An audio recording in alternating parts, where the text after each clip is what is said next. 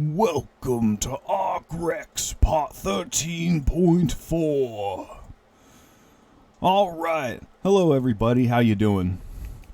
It's been a little while since the last one, and this one's going to be very special. And honestly, I think this might be one of the best ones to date so far, and one of the most excited I've been to make one of these presentations in a while. This is always a lot of fun to me, yet this one really had a lot of stuff, and it was just crazy that almost every single day things were just popping up to me, and topics were just vibrationally and synchronistically appearing in my life just over and over and over.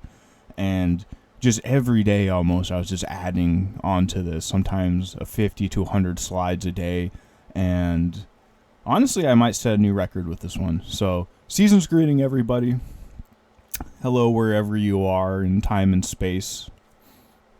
And I love this meme right here because it's from a book that reimagines the evolution of humanity, and it's been kind of turned into a really funny meme over the years. And I saw it and I'm like, all right, let's put it in, because this presentation is going to go back to memes a lot, because even though it seems really silly and not very serious, it just seems to be in the center of this story we're telling, and just so important to the entire thing. And I also wanted to say that I'm going to be moving really fast in this presentation and going over a lot of topics I've talked about before. So if you find yourself wondering more about these, or just asking yourself like, hey, what the heck is James talking about with this one? You can ask about it, because I should say the name of the show, or you can just leave a timestamp. And that almost everything I'm going to be talking about today in some form or another, I've already talked about. And you can pretty much go back anywhere. Yet even the earlier ones, like episode 2 or 3, still has a lot of stuff and probably has tons of parallels to what we're talking about in this one. Yet since then, I've really been able to refine this a bit and add a bunch of stuff. Yet I just wanted to say that you can go back and watch those episodes for more context if you found this interesting, if you're just walking into this as a first video. And to the other people that have been watching so far and building up the pieces as we go, I want to say thank you. And this should be pretty magical, because this really puts them all together and adds some really fun twists and flavors, especially this week, because the timing on so many of these things, which I'll talk about, is just insane. And I have this meme right here of how hard it is to describe these things with language and words, and I'm trying my best, and especially the human condition. Like, how do you sum up the human condition, and what words would I even call this podcast beyond that? Because this goes all over the place, and that's why I love it. And another meme right here about sharing advanced spiritual knowledge. Yet if you're here, my opinion is you did ask for it, and if not, you can always close the video as well. And yeah, we'll all find our vibration. And this meme here talking about that you're philosophical but never taken seriously because you're so goofy and funny, and you know, just all the jokes that are made in the memes. It's just crazy how it reverberates back to truth and all these topics that we've been talking about since the dawn of humanity itself, and I would say even before that. And the pursuit of these dreams and this knowledge has taken a heavy strain on my life, and part of me wouldn't have it any other way. Yet I want to talk more about how I feel in a lot of ways and what this path is like, because I feel like what's going to be left on the inside is eventually going to be revealed and have to be let out. So I'd rather do it now, and I'm not trying to make it sad, just that, you know, this has had a cost on my life and changed the direction that I've gone, and I've had to give up many things for it. Yet I found that most of those things were crap to begin with and overhyped and inflated, and that I have better things to do. And I've said this before, and I'll probably keep including this in slides, because a big step moving forward with this is trying to put what I want to manifest in these presentations and trying to get the vibration right and being careful about the symbolism I use. So, Moral Dream Team, assemble! Wherever you are throughout time and space, let's start making these moral dreams come to life, because aren't you dissatisfied with all the craziness and chaos of the world and how this system doesn't really care about you, and honestly wants to grind you in the dust and steal your mind like a vampire and stuff you into a Matrix pod. I'm pretty dissatisfied with it, and I want something else, so welcome to the club. It's pretty small right now, but sometimes that's the best time to be a part of a club, right at the ground floor, when everything's still kind of magical and new, and all the stuff is still a little bit out in the distance. It's still, the stage is still being set, so there's still time to talk about it. So I want to get to the 130 meme I made and talk about my last video, because just this whole phenomena, I'm not really talking about this for the view numbers. It's more the artificial weirdness that's happening around this whole thing. Because I would say about 2 months ago, every video I posted, I would get a few subs, and then I'd lose them, and it'd go back down to 130. And it just kept doing this over and over and over again. And I thought that was just so weird. So I made this meme, and I started talking about it. And it's just crazy that in my last video, it got to 13 views, and then it just stopped almost completely for 2 days, which almost hasn't happened with any other video I've made quite like that. And I don't follow these religiously. I use a different channel to post these than my main channel, so I only check in maybe once or twice every couple days, or I try to do it every day, but I don't always get that. Yeah, it did get to 3 days. So it was 13 views and 3 days before it started moving on again. So it matched the 13.3. So just this 13 keeps reverberating. And if you want to share what 13 means to you, I'd love to hear it, because we all kind of have different views in this. So I want to talk about this meme right here, because I felt this meme was very limiting. And so I upgraded it. And I talked about how it's related to other memes and mewing and superpowers and the chosen one's journey and all that stuff. Yet I kept thinking and realizing that, hey, I'm still symbolizing myself being stuck in a box. Even if I have a better vibration about it, like if I don't want to be stuck in the box, like I should stop symbolizing myself stuck in a box. So I made this meme right here. It's so silly to me, and a lot of people could take this the wrong way with no context. So I want to add a lot of context, because this goes really deep and builds upon what I've already talked about, and each one of these has a meaning. And just last episode I was talking about SpongeBob and the imagination box, and imagination coming to life, and how that can transcend boundaries, and you can make the best storyline that to be a part of, so your life is awesome. And I also upgraded the Titanic meme. So I wanted to break this down, since I upgraded it, and anyone new looking at this is going to be like, what is this? So starting with the ship, you have the circus tent, which symbolizes this whole system. And I forgot to add it, but I want to add fire onto it, so I'll probably do that later, because it's a burning circus tent. And that burning circus tent is casting a light with this artificial AI vampiric system, and it's guiding the real people that are part of the system and ship to where they want in the storyline and narrative structure that they want for reality, and not ours. And if you begin to leave this ship, there's a big bucket of crabs ready to pull you back down into the muck, and watching those shadows on the wall again and pulling you back into old cycles and going to sleep again.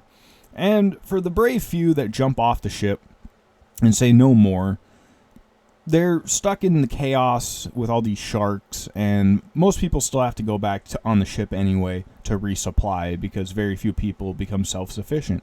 And on the left and right, you have like a self-sufficient kind of sailboat yacht that I symbolize as like the moral solution, where everyone comes together on the Titanic and designs this moral, self-sufficient, disaster-proof system, and starts helping people, especially those that are in the water in their cardboard boxes, have a better standard of living. And the submarine represents the evil system, that these people and vampires can at any time basically just cut and run. So if they break the Titanic in the system and this crazy circus that's going on, they have nuclear powered bunkers and private aircraft to fly them away, so they don't have to deal with the consequences of their actions. Yet the average person doesn't have access to that, and you basically have to sell your soul to have access to that. So I wanted to make a moral alternative to that, and that's my dream and the whole point of where this channel is going. And I'm going to refer back to this meme many times, and I probably will in the future, and just keep adding on to it. And one day I want to put this on a shirt. And so back to the meme. I want to talk about the face on the left right here. It's from Jim Carrey's Me, Myself, and Irene. And this is a movie where Jim Carrey's being a nice guy all the time, and he stuffs down all of his negative emotions. And one day, he develops a dissociative identity disorder and has a split personality that takes over at random times and is very crazy and starts ruining his life because it's all the things he suppressed so that his life would remain stable. And they made this into a meme with the mewing, and this is a scene where he transforms from one altar to the other, yet they made his altar this mewing meme face that always makes me smile because it's just so silly. Yet this is reverberating in other things like Harry Potter and this Chosen One story, and even Voldemort's doing it right there. I love this meme, by the way, if you can't tell. And in a whole bunch of other things, like we have Willy Wonka here, which we'll talk about again later, Superman. And I always relate it to a Pokemon named Mew, and it's the first legendary Pokemon, or really legendary Pokemon, and it's a mythical Pokemon that has the DNA of every other Pokemon, and they end up trying to clone it and recreate it, and so they end up making one called Mewtwo. But it just is crazy that this idea of making this face is related to like psychic powers and like Star Wars force powers, and that's related back to Zoolander and this face as well, and Pokemon and all these reverberating things in our subconscious and reality. And this is even related to Warhammer 40k, which is my favorite sci-fi universe, pretty much definitely top 3, and even SpongeBob. And we'll keep talking about SpongeBob more, because I said it before that SpongeBob is one of the biggest memes of all time. The amount of memes that come out of this show is pretty much second to none. I mean, almost every episode probably of this show has memes of it. And if we're talking about the importance of memes in our reality and things like meme magic, then that means SpongeBob is one of the most important things, or might be one of the most powerful ways symbolically to go about it. And the movies themselves are about the hero's journey, about this, because SpongeBob acts like a kid, so no one takes him seriously. The same with his friend, and you could see them as like special needs almost. And yet they're the ones that have to go on this crazy hero's journey because no one else wants to, and they're kind of the only ones that can do it and get the magic back. And throughout this entire movie, there's a group of pirates that are going to watch the SpongeBob movie, and that's like the intro of the movie, is them singing a song about how they're going to watch the SpongeBob movie. And then they get to the movie theater, and then they start watching the SpongeBob movie, and it'll cut back to them. And that just reminded me of like the Mouth of Madness, which we were talking about in the last episode, and like all this fourth wall breaking stuff that keeps happening in our reality, and the line between the actor and the producer, or the writer and the creator and the person that was created by the actor or the author. And that they've made further movies later on and making it more lifelike every time they do it, and even relating it here to superheroes, which I talk about a lot. And facing your fears in the abyss and all these monsters, and going on this hero's journey to save the divine care, and how it's reverberated back in this kids show. And I grew up with this kids show, so I watched this all the time, and it was one of my favorite shows ever.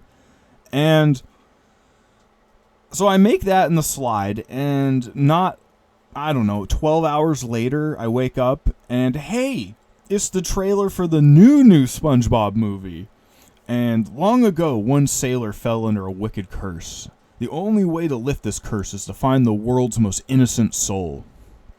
And, back to that idea, because reality just walks up and slaps me on the face right as I'm making that. It's a weird feeling, and I always kind of have the feeling of this meme from the Truman Show, just kind of like looking up. It's like, what? So the trailer for the new movie, he says, he wakes up, and it says, I'm ready. And he specifically mentions the hero's journey. Like in the original movie, he does not talk about the hero's journey. So he's like talking about his own narrative meta structure, and he finds this tunnel in the wall that he goes through, like elevators or doors representing different levels of reality. And I found this meme of SpongeBob. I freaking love the badass normal human trope. I want to read stories of mere mortal men standing against evil and uncaring gods. And you have like Lord of the Rings and Warhammer 40k and all these superheroes I've been talking about, and we'll kind of go back to that later on. But yet, a normal person standing up against all these ultimate evils is like the best narrative structure. If you're reading something like Frodo from Lord of the Rings or Harry Potter, they were the underdogs. And so this tunnel leads to the Flying Dutchman, which is basically the representation of death in their universe. And he pops out a brick right here because he's scared, but he's like, oh wait, my lucky brick. And how luck also relates back to this underdog, less serious character that goes on the hero's journey. And they go to the most horrible place imaginable, the underworld. And that's what they did in the original movie. So it's like a reverberation of what they've already done, but they're kind of re-skinning it. And they're saying like this goofy guy is the key to unlocking this curse or changing reality. And the Flying Dutchman's like, what's happening at this point in the story? Because it's just breaking down. Because SpongeBob's just this goofball that these aren't his intestines, but he's pretending they are, and he's like putting them on his face. And I just want to make a segue right here that this kid's movie's pretty gnarly. And like right here, he's using him to whip his friend in the butt. And his friend later on, like, the eye patch looks like a thong he's wearing, and he's like hooked in the butt, and like the pants he's trying to put on don't have a crotch in them. So like, it's just like, this wasn't in the original movie at all. Like, they're just making it more perverse as we go. And how they're selling poop toys to kids now. Like, they're just lowering the bar more and more and more and going towards this baseness as we go. And it's filtering it even to these movies. And I was watching this funny video a few days ago about, they made household appliances sentient and were making jokes about them. And this toilet was saying, why would anyone ever think to give a toilet intelligence? And I've talked about skibbity toilets before, but this is the pre-programming for the young kids nowadays, and it has some monumental truth in it. And it's about sentient toilets from another dimension that are trying to turn people into zombies and take over the world. And it also has this inverted divine feminine that's basically the whore of Babylon that's taking over these other beings and has harnessed this fusion energy to destroy everything. So, back to the meme right here. You gotta love the tangents, but just, you have Blue Steel from Zoolander, which relates to the Chosen One. You can go back to last episode. I went more into that. You have the multiple personality disorders and what's inside coming out, and psychic powers and imagination coming to life and leaving this box we've been trapped in. And we'll really go into that towards the end. And reject the social contract, return to the state of nature. That you have nature, but then you have human nature, and nature's just so much more beautiful. And I want to find a much better balance with it than we have, and shape that around living standards. And this meme right here saying, if observing the human condition was a job, I would be loaded. Might be spiritually loaded. We'll find out. This one says, I'm lost. Such is the human condition. But you have to be lost to be found, and figure out what you don't want to find out what you want. And I'll stop procrastinating tomorrow. I hope day by day to get more serious about this, because it's just so hard to wrap my head around this, compared with my day-to-day life and having a job and everything, and trying to transition my life from where it is now to where I can just do this and keep building this and make my dreams come true. And just step by step, but just realizing the parts of me and working on them. And my kidnapper's returning me after listening to me talk about sustainability for 12 hours straight. Just I just want to keep doing it. I just want to keep talking about this stuff and building a better future and self-sustaining, semi-submerged, disaster-proof concrete homes and a bunch of other awesome stuff so we don't have to deal with all this craziness. And I found this meme yesterday that this guy is just saying, I just want to be left alone in nature and be self-sufficient. And these intelligence agencies are like, looks like we got another extremist, boys. Because they got nothing better to do. And what the heck is wrong with these people anyway? And she's saying they're people. And I have this SpongeBob meme of the human condition right here, according to some famous philosophers in the past. And one of them's talking about how we have our like caveman self, but then another one's talking about how we have this higher human consciousness. And Freud, you know, he just went down another rabbit hole entirely, and how it's all parts of these. It's just this crazy mismatch. And there's this meme in movies where there'll be like a record scratch and it'll freeze the frame in the movie and the music will start, and it's like, you're probably wondering how I got here. And right here it's the dog, you know, serious, like, how did we get here? And that same meme applied, but there's this car right here of Eddie Murphy's head. And I've always loved this meme. And it just got me thinking when I saw it that there's this Rick and Morty episode where to power his car, he builds a mini universe inside his car battery.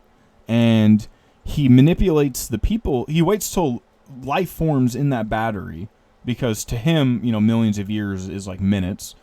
And he teaches them to basically generate electricity and send it to his car so his car can go and he can do stuff.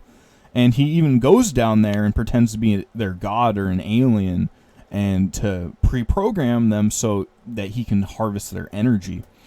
And in that episode, reality goes like 4 layers deep, because there's a scientist in that created universe that's starting to do the same thing. Like, he's like, oh, I can simulate a universe and harness energy from that simulated universe, even though he's in a simulated universe that's being harvested for energy already. And he's saying, wait, it's all a battery? And it's like, oh, yep, it's always been, especially in duality, because you need the positive and the negative. So just going around and around and around. And how this show, like this scene right here, he's trapped in a matrix, and this kid is telling him, you shouldn't trap people in matrices, but he's trapping people in matrices because if he traps everyone in the matrix in a matrix, he can escape the matrix and reset the matrix he's in. Oof. And in another episode, he's talking about how this character right here has been trapped in a matrix by the main character already, and how that's like one of his main things, and he does it to his own grandchildren over simple things like they stole his phone charger and they broke it, so he traps him in a false reality for like years because he forgets about him because he's not a great guy. And they have to break out of a matrix. And they've talked about this video game called Roy, where you live a life. And it's a video game in an arcade, like it's just entertainment to them. And they made a sequel to it where the game resets and the player's consciousness is split to all the NPCs in the game. So he's saying, so the grandfather goes into the game and he's like, all right, every single one of you is a part of my grandson, and I want to get you out of here. And at the very end of the episode, most of them end up merging, yet this character right here decides not to merge, and decided to keep this game running and not reset it, so that that video game character in there didn't have to be a part of the hive mind, but also could live her dream life. And we'll get back to that later, because that's the human instrumentality project from Evangelion, which wraps around with the last thing we're going to be talking about in this. And in this episode, while they're in the Roy video game, they're being robbed by aliens, and that's why the power reset. And their civilization is obsessed with the narrative structure of the movie Die Hard with Bruce Willis. And there's just this huge arc where the granddaughter hasn't seen Die Hard. Yet that's the point of Die Hard, is it's about a random person and all this chaos who doesn't know what's going on, just doing the best he can. So her doing that is a Die Hard. So it was just this, you know, they're talking about these metaphysical structures and how Die Hard is related to Sirius. And is an amazing narrative structure movie, and the only reason it is that way is because there's a whole bunch of suffering and death and, an underdog. Like, he's always on the run, yet it makes such an amazing story and just keeps you on your toes. And how that relates back to us and our story and what's going on and, the underdog story. And I've talked about The Dead Don't Die. It's a movie on Netflix. That the characters know they're in a movie and talk about it multiple times and like the script of the movie they're in. And that if they don't do anything to change it, the ending isn't a very fun one. And that leads me back to the Titanic picture. It's like, where do you think we are right now? What kind of reality do you think this is? Because I bet money it's a little bit darker than most people want. It's darker than I want, yet. I think that's why I'm here, because if it wasn't, it wouldn't be a spiritual lesson. And I think this is quite a test we got going on right here with what we got going on. And this meme right here, you can have glossy highlights or full contact disclosure, because we want the full truth, but can it be heavy. And back to the vibe check idea, that I have that innocent part of me that just wants everything to be love and life. And then life just walks up and is like, here you go. Here's what this duality is that you're a part of. And just the vibration of it that is just so weird. I just want to take a little quick tangent right here that, like, let's take eating meat as an example. That the system itself, and with most things, I don't think it's going to be there that much longer for me, and it's pushing me out anyway. So that if I don't want to eat meat in the future and, be more spiritual, that's what's happening anyway. That you either have to make a moral alternative and grow your own animals, or you have to basically sell your soul and, if you're lucky, get meat from this new world that's going on, because they don't want that for you.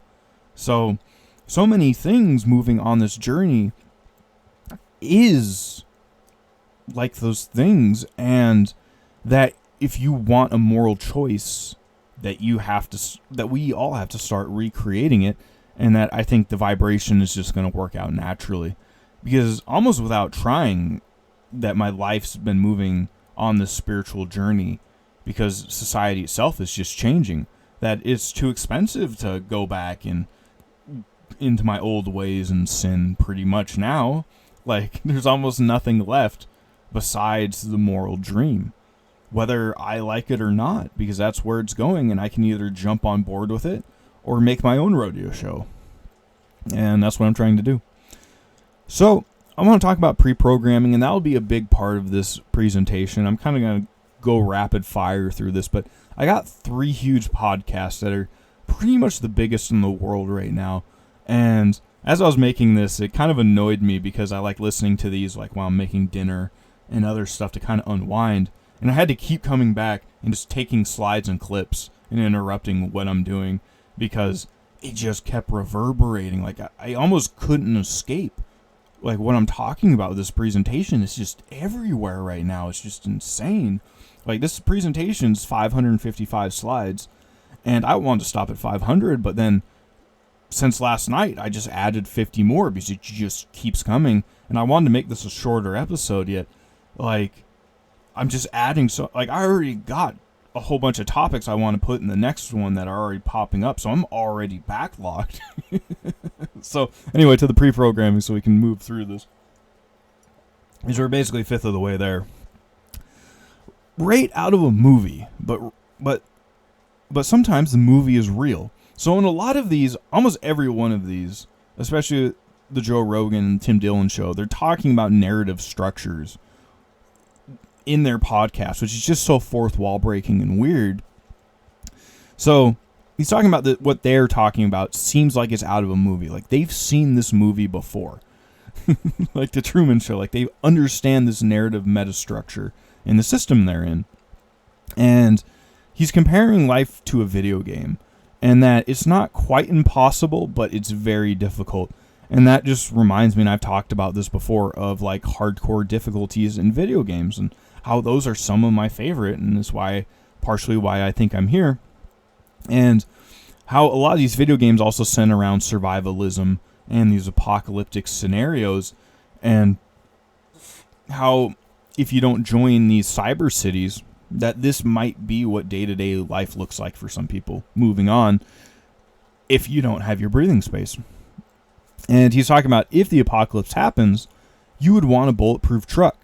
And it's my opinion, everything this guy's doing is preparing for the apocalypse. And I'll go more into that later, but he's basically just getting the rich people ready to survive this cataclysm in this phase change. You know, the rich people have bulletproof cars. He's building rockets so they can go somewhere, and tunnels so they can hide. And, you know, you can keep extrapolating it. Yet he's comparing it to alien technology. And we're really going to come back to this point many times, and I already talked about this earlier. And how this seems to all be a anti-civilization mind virus that's happening to our world. And if you look in the streets of San Francisco, it looks like a zombie apocalypse. And you can look into fentanyl zombies, and if you have the privilege of living in an urban area like I do, then you see this almost every day. And just kind of how symbolically it's representing this. And we'll go back to the idea of chemicals turning you into zombies. And they're talking about here, Joe's asking, like, how long before everything's going to be AI? Like, if you go on YouTube, it's just all AI. Like, AI's handing you news. And he's saying, like, 5 or 6 years. And they start talking about AI-generated songs right here and how amazing they are. And I've been listening to them as well, and they're getting to the point where they're pretty much better than humans now. Like, humans couldn't sing with this vibrato and, like, not taking a breath and just the rhythm. I mean, it's just getting so good, especially with these. But I especially want to talk about these are soul versions. So we're talking about AI and souls. And, like, the channel's called Sold Out, like, selling your soul to be good at music. And a lot of musicians have talked about in our reality. And what I've been listening to right down at the bottom right there is called Baby Shark. And gosh, is it good. And it's, it has metaphysical truth in it, and it's about a shark. Yet it's one of the best songs I've heard in months. It's good. And it was saying, what if one of the hardest street anthems in hip-hop history was reborn? And what if the world's most innocent melody grew up and remembered what it lost? And how we were talking about the innocent, childlike character growing up and going on the hero's journey, and how this is directly related back to souls and AI and just the future we're creating and the merge between our realities. And it's hilarious how this mind virus is infecting all of our computers. And I also found this other AI video of Elon Musk that had an amazing beat. And I'm actually trying not to listen to it because the lyrics aren't that great, so I don't really want to put it in my head too much. Yet it's relating it to human hybrids, rockets, the woke mind virus, and this wasn't related in the podcast. Like, I found this independently on my own, yet the same topics are reverberating up. And I mean, he probably watched the podcast too, but it's just funny. And talking about how AI are going to start raising the young and taking over care positions in hospitals and stuff. And relating it to this generative force. So, this is his dream that he wants to come true. And he wants everyone in the world to be a part of it. And they talk about how they worship memes religiously. And the meme they show is Doge, the dog, or Sirius, once again. And how that's what his department was called when he restructured the government a bit, Doge, after the meme dog. And it's just crazy how also that's related to the moon and cryptocurrency and astrology and, the hero's journey and all that. And, the Buddha on the moon. It's just, and I don't have it now, but a lot of the pictures of him going to the moon's on a rocket, just like Elon, and relating it back to him. Now I want to talk about meme magic again. And I don't know on the left if it's true, but I'm going to read it anyway because it fits what I'm trying to say. Kek, or, laughing, because in some languages kek means laughing, is a primordial concept of darkness in ancient Egyptian religion. He embodies the time right before the dawn, making him the bringer of light. Keck is portrayed as a man with a frog head. In hieroglyphics, Keck is portrayed as a man seemingly sitting at a computer screen. And, with like DNA. And I'm not sure that's completely real yet. Just how it fits in the symbology of it. And just today I found this one of Donald Trump, but they made his mouth right there. They photoshopped it to make it look like a frog. Yet that meme magic is related to both his elections and was pre-programmed into societies by intelligence agencies. And the internet. And I found this, how to create a talking meme, which is AI bringing memes and ideas to life, and how we are creating and being a part of this and having our imagination come true. And part of Elon's imagination is cramming computers into people's heads and combining them with robots. And this right here is asking an AI to imagine how amazing that will look. And that's what we're doing now with our prompts for these AI. And it says here he buys the sun. So once again, we're back to this generative force that can change reality and make your dreams come true. And tying it to other tech companies and how they're also related, like cartoon characters and being like a cartoonized version of yourself, like not a full human being. You're just like a cartoonized version of yourself. And people want to relate and identify with that. And how that's related to like special needs and like autism and things like that. I talked about that before, and I'll talk about it many times because those are some of the most susceptible people to pre-programming.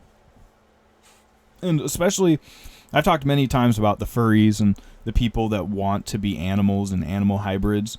That is very closely related with mental divergence, and those are some of the most susceptible people to do that. Like, if you're talking about having a person that will accept an imaginary idea that isn't quite real right now and run with it, you're looking at neurodivergent people because they have fantastic imaginations.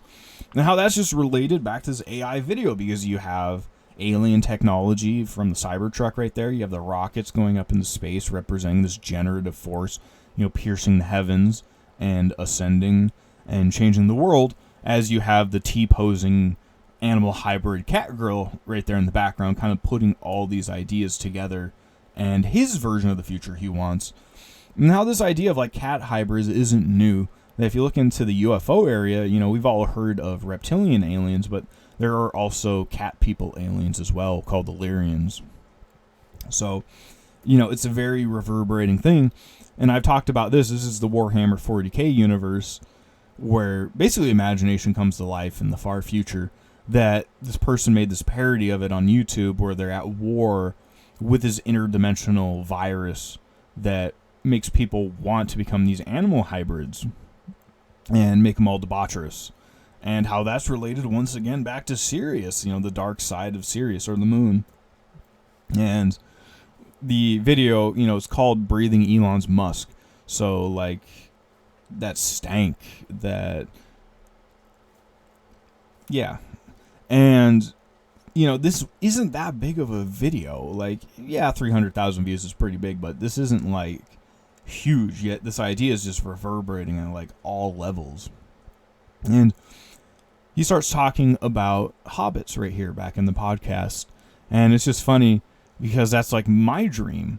And the whole idea of why I made this Titanic idea and making a better standard of living and how that looks like the Shire.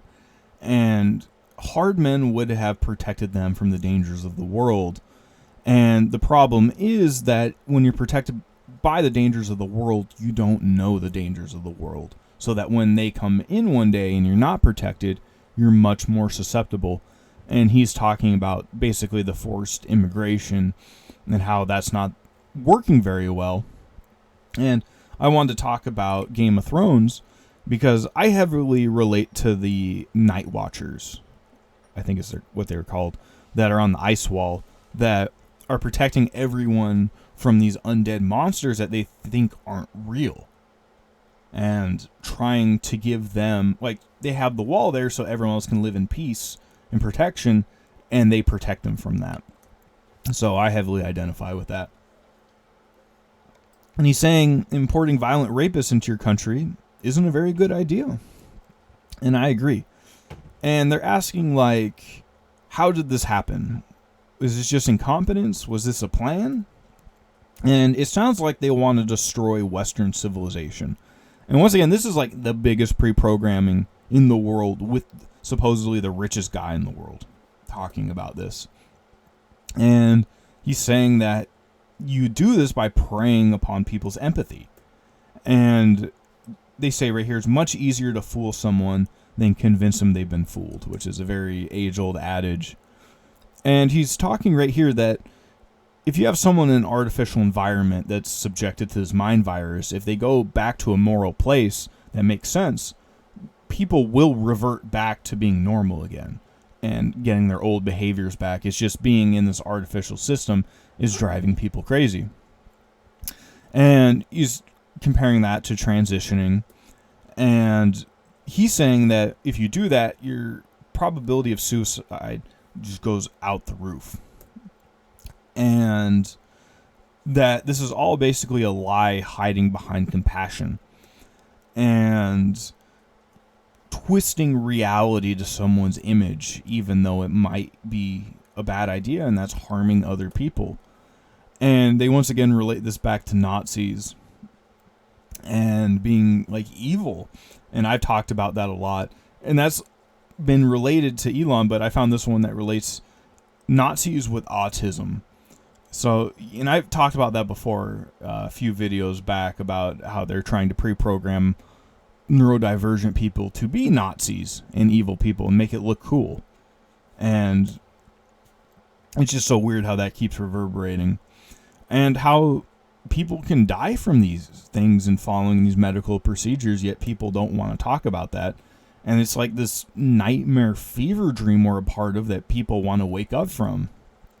And here he's talking about how when he was looking at the finances of the government, that there were people that were like long dead getting payments, and they were joking that it sounded like there were 300-year-old vampires, and they're saying allegedly. And it was just funny to me that in the last episode I was talking about cheap, lazy vampires and how that's exactly what I was talking about, how they're scamming the government. They might be scamming the government for 300 years. And people in the future. So just a whole bunch of weird stuff. And once again, relating it back to Doge and Sirius. And he says, a lot of ways this movie can end. And I'm mainly concerned about AI and it becoming the Terminator movie. And he says there are two choices here, either to be a spectator or a participant. And he says he is a participant and he's trying to change the direction of AI and foster a better future for humanity. And he's saying that the good ending of AI is pretty good for us. And we don't really have to worry about financial worries anymore or having to have a job. And we can kind of follow our passion and dreams with this AI supporting us. And, you know, how this can be a best case possible outcome. And they're here talking about people struggling to survive and how you need food, shelter, safety, and security. And how this is reverberated throughout history and how people will focus on that. And he's talking about how much crime would you solve if there was a universal high income, you know, not a universal basic income, but what if you were actually giving people a higher standard of living, and, you know, what that would do to crime, but also how that follows, crime also follows people that don't have a lot of resources because they're trying to get by. And he's saying, this is the first time I ever thought about this way. They're usually tied up in the daily struggles. So, you know, the hierarchy of needs. You're not really going to be thinking about philosophy and government if you don't have food on your table. You might if you're expecting the government to give it to you, but besides that, you're going to be in a day-to-day struggle, and you won't have time. Like, I hardly have time for this because I'm in a day-to-day struggle to put food on my table. And take care of humanity and foster humanity in this timeline. And he's talking about how we're interesting. And we'll go back to that in a second, but just that's why I want to do this idea of a higher standard of living, even in all this chaos and craziness. Because that's what humans need to bloom. And I can't save people spiritually with food, but I can give them breathing room so they can start working on themselves day by day and not just, because I think if you're just trapped in pure chaos all the time and people are just killing each other for cans of beans because the power went out and all the rich people went in their bunkers for a while, that probably not a lot of those people are going to be meditating and trying to be good. I mean, they might be trying to be good people, but I think the world's going to beat that out of people pretty quick if it's like Mad Max. And right here he's talking about his spaceships are designed to take life to other planets and carry millions of people across the heavens to other planets. And I talked about before in the movie Don't Look Up that basically this giant cataclysm on Earth happens and all the rich people just leave the planet and just leave everyone behind. And I think that's what they're going to do because we're in a closed system right now. And when it opens and this cataclysm happens and the mind of God opens up, that they're just going to go somewhere else because the new world, if we have superpowers and telepathy, which I'll go into later, that they can't rule that. That they need a world where people don't have superpowers and can't read minds so that they can lie to everybody and make like giant castles where they can just bully everybody for thousands of years and then eventually build rockets to start the whole thing over again and vampirize people the entire time. And here's talking about how these timelines are interwoven, that this despair and progress are kind of like the same sides of the coin. And right here he's talking about simulation theory, but not only simulation theory, that it's about entertainment in the simulation theory.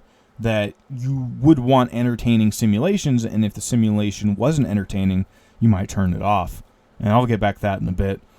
And this Jim Carrey meme, it's entertaining, just like watching sports, but only better. Thinking of the Truman Show. And reality that we live in, we run simulations all the time like ours. And there's a game called The Sims where you simulate reality. And I found this meme right here of how this person plays the sim by making his Sims suffer. And me explaining to my Sims they need to get away from the fire or they will die. And the Sim's just looking at her blankly in the fire as it burns her. The higher self trying to teach the lower self. Just this whole hero's journey and all that. And the path, he's talking about a good path for the rocket. This good manifestation of a good timeline. But also where it can go wrong. And we ignore the ones that are perfect. So we really learn from the cautionary tale and get bored with the perfect world. Just like the Matrix, that they made a perfect world and then everyone got bored of it. So they made the new Matrix that had a lot more chaos in it because that was way more entertaining. And he says, what are the odds we're in the base reality right now? Or the first cycle of reality. Or the first day of the Groundhog Day. And the odds are this probably isn't the first. And that's my opinion. And as we're able to increasingly create more sophisticated simulations and comparing it to Pong and how today we have photorealistic games, and as we go forward with AI and technology, that millions and millions of people more and more are going to be playing these simultaneously in these ultra-realistic, photorealistic worlds. And this one was built on the Unreal Engine, which we might go back to early or later. It's just funny how they call it like Unreal, even though it's becoming more real. And especially this game right here, because it's been a meme, you can watch clips from this really, I forget what it's called at the moment, really high-def game that they're making. And it's hard to tell what's real and what's not. Like, people thought it was just actual footage of a person in real life, but then they're like, no, this is a video game. And he says, if that trend continues, video games will continue to evolve, and we'll be a part of those. And if you're not writing your own story, you're a character in someone else's story. And I kind of want to bring that back to Deadpool. And he has a game that they made of him, and in the game, he breaks the fourth wall with the player of the game. And not only video games, but movies, comic books. He breaks the fourth wall in all of them and talks to the audience. So I kind of wanted to pivot here to Tim Dillon's show. And he goes pretty deep in this one. And right here he says, a musical about human trafficking, rape, and financial crime. Which is kind of like our world. And he's saying, get a look at this guy, because this guy supposedly crashed into like a famous person's house, and they have him as an interview right now, but he's like talking about the human condition. And he's saying like, this is the condition you've left us in.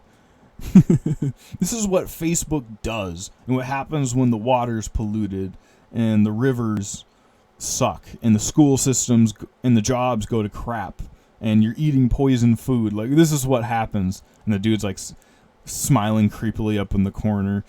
And a society that abandons you, and corporations that treat you as a lab rat, or because they imprisoned him because he was trying to go tell a celebrity he loved her, which is unhinged. But he's like, this is what happens when you just want to tell someone you love somebody in a crazy world. Like, they just lock you up.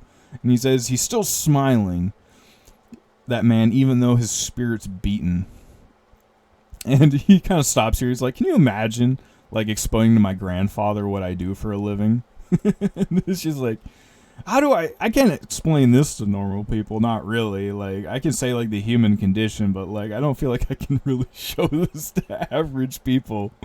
What do you do? Are you a teacher? Let's sit down and talk about it and move forward and see what lessons we learn. So in his most recent one he made like a week ago, it starts off where he relates it to the comet Atlas 3. And it's just funny because, like, I've been trying to ignore the Atlas thing, and it's just funny how, like, every week they up it. They're like, oh my gosh, it's made of a bunch of weird things. It's changing trajectory. Oh my gosh. Oh, it might be aliens. Yet, he made this thing right here saying that this thing's coming to Earth to give us technology, yet we've had the technology for a very long time. And in a music video right above that I've talked about before, about time loops and aliens, that their car says it's made by aliens. So like Toyota, and Elon was talking about earlier how the Cybertrucks are made with alien technology. In last episode, I was talking about my grandfather and how he worked for a company out of the military that equips our military special forces with cutting edge technology, which, if you go with this theory, is from aliens. And recently they've been unveiling the new drone bomber, and this was unveiled on the Sean Ryan show, which is one of the biggest in the world right now. And I was just listening to this last night. Like, this is a great example of, like, I just wanted to listen to this as like a hobby, but then I'm like, I have to cut out this, and oh, that's good. So he starts talking about like Project Stargate and the men who stare at goats and remote viewing, and how this is related to MK Ultra and intelligence agencies and what they've been doing the last 50 years. And I talked about the men who stare at goats in the last episode, and manifestation coming to life, and how they called them Jedi. So they're literally trying to get these chosen one force powers, and the Stargate project, which is linking all these universes together, and how that's related to Trump's AI project, which was like one of the first things he did when he got into office. So relating it to all these things, he's once again relating it to the Nazis and psychedelics, and that's one of the ways they did this, and how the Nazis are one of the first people that are really known in our modern history to have made interterrestrial deals for advanced technology, and having a story about that. And how they've been working on making Manchurian candidates, and they do that by making alters in people's personalities. And that he's saying you don't really need a lot of advanced training to start doing this. And that you can also take this idea and do it in a good way. So like, you could make an alter in somebody so that they would diet more, maybe, and not eat as much unhealthy food, or work on a part of them that is already an unhealthy alter in their mind. And he starts talking about dissociative identity disorder, and that was exactly the me and Irene. And I made this slide before I watched this about dissociative ID, so it just reverberated. And he was talking here about how they can have different medical conditions, and I don't really want to die on this hill, but it just reminds me of the placebo effect, which I've talked about before, just on steroids. And we've also talked about the movie Glass, made by Shyamalan, that these people give themselves superpowers because they believe in themselves. And the guy on the left has 21 identities in his body, and one of them gives him superpowers where he can crawl on the wall. So the idea is in our narrative fiction, and now he's on one of the biggest shows in the world saying it's possible. And I just love the people coming out in the comments, well, that's not supported by the mainstream. They would have told us. And it's like, would they now? And he's talking about how one can be like colorblind or blind. And like big differences, and also depression. And he says that we know neurons that fire together wire together. So it's also about rewiring the brain around the personality you want and the objective you want to achieve. And you can rewire their brain around this altar. And the only other way to reach this mental plasticity is with psychedelics, and that's probably why they can bind them so much. And how they're saying it's injecting thoughts. So once again, like this mind virus idea. And that they use trauma because it affects the limbic system, which makes us dissociate. And when they're dissociated, you can replace alters and identities and insert new ones into them, because they're basically, if you think of it as like a glass or a vessel, it's empty now. So you can put something else in because they've dissociated out of it and left room for something new. And that's what he's saying right here. And you can shift these pieces and give them, names and identities, and they have their own thoughts and behaviors. And he's saying you can accidentally get them from like authority figures. So like if you trust doctors too much, like they can put alters in your mind and thoughts that you will act out because you trust their authority so much. And that kind of just made me think of the movie Weapons, because it was about this lady that used magic and a wand to create alters in these children so she could make them do what she wanted. And yeah, it was all about that idea. So that movie was about making the perfect slave. And I kind of wanted to relate this to this new robot that came out called Neo. And people right here are linking it to like the Matrix and breaking, your shackles. And that these new robots are basically our version of the ultimate slaves. And that they purposely made them weird looking like this.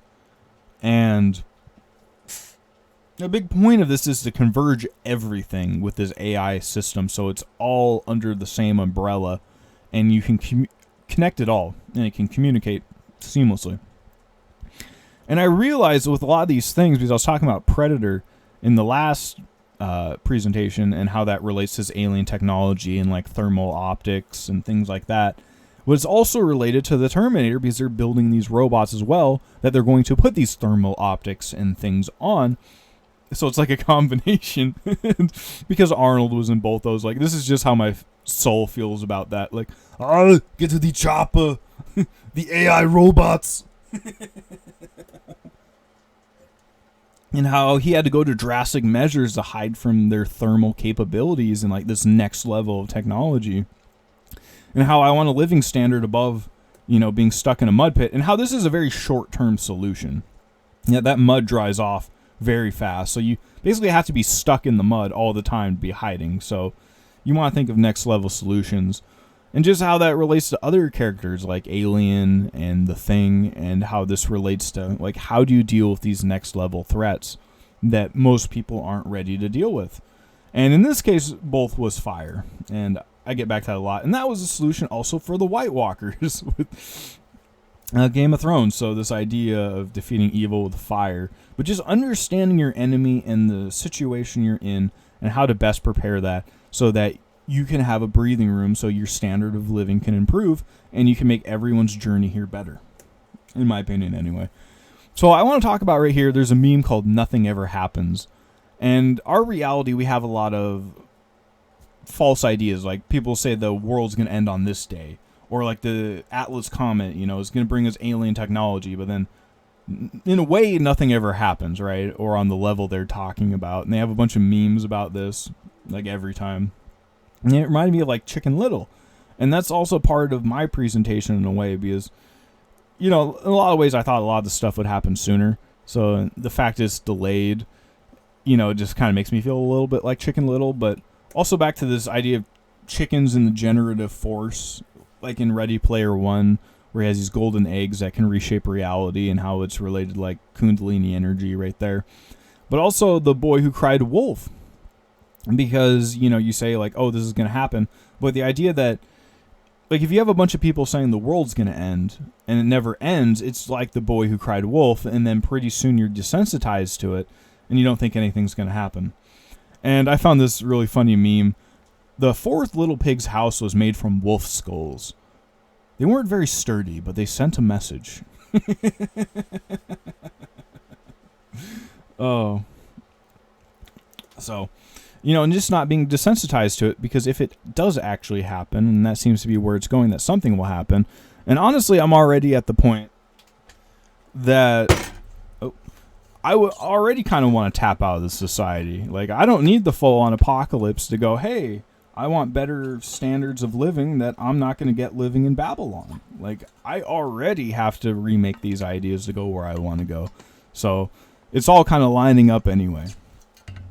So, right here he's saying, okay, everyone's a star of their own movie in their mind. And he says 9/11 was nothing if it wasn't cinematic. So once again, back to this idea of fourth wall breaking narrative structures, being in your own story, and relating it to Sirius and 9/11 and 2 becoming 1. It's back to our story and what we're talking about. And how I feel when he does this. And a lot of these people's movies suck. You go, I can't live like this anymore. Oh. Because narratives matter. Jesus, are you listening to me? You know, like our ultimate narrative structure. I didn't know he would say these on the next few slides from what I was talking about. You know, it's related, and that's why I put the slides so close to each other, but it just, I wouldn't say creeps me out, but it kind of gives me a funny feeling. And he says, the administration is a reality show. You know, it's a clown circus tent. And they're always doing these death-defying stunts, and, you know, the idea of, like, adrenaline and adrenochrome and all that. Because behind the scenes, they're plotting, I believe, to destroy the world. And also, if you're an adrenaline junkie, it kind of changes your brain chemistry, so you're stuck a lot more in the R complex of your brain, you know, the reptilian brain. So usually people that are like soldiers and people that are exposed to high levels of adrenaline can become more sociopathic because of that. So just something to think about, and why it's related to our system and why they have all this adrenaline related stuff. And he says, because behind the scenes they're plotting, I believe, to destroy the world.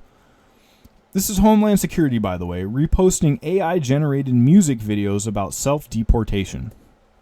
And self-deportation, no longer living in fear. And it's saying like she has successfully submitted her identification to this phone, you know, this black cube. And just right here, leave on your own terms with benefits. And that just made me think of like our spiritual journey and how we're trying to leave here on our own terms with our own benefits, but how this has been inverted by the system and self-generated with AI, you know, imagination brought to life, as a joke and critique of reality itself. Stop it for a minute. Does this seem like a serious government? You know, back to serious again. And just that, you know, before, you know, if you go back like 2 years, like I could look at the word serious and I didn't think of serious that much. But now it's just like interchangeable and it's just like invading my life. You know, just like that slide in my presentation. And talking about trolling people and how that's related to memes and internet trolls and just being kind of a butthole on the internet, you know, purposely trying to make people angry and farm loosh. Like that's what trolls do. So he's saying, how do we usher in a surveillance state? How do we eliminate any constitutional checks? How do we make it even more draconian than the one we have now? And how do we make Americans believe the government has failed? Now that's a lot of tech people's ideas. And replace it with an AI government. People that want to get rid of the American government as we know it. And once again, that takes me back to the Titanic idea, because I didn't talk earlier about all the icebergs in front of the Titanic, that each one it hits, the Titanic's going to sink more and more. And when it's finally far enough, they're just going to let it go. They're going to go into the submarine right there and wait it out. And then with the people left, from the chaos and the sharks down there, rebuild the new Robo-Titanic. And if you want to get on board, you got to sign up for it. And you got to put up with all their rules, which are going to be really bad in my opinion. And that's not what I want to be a part of.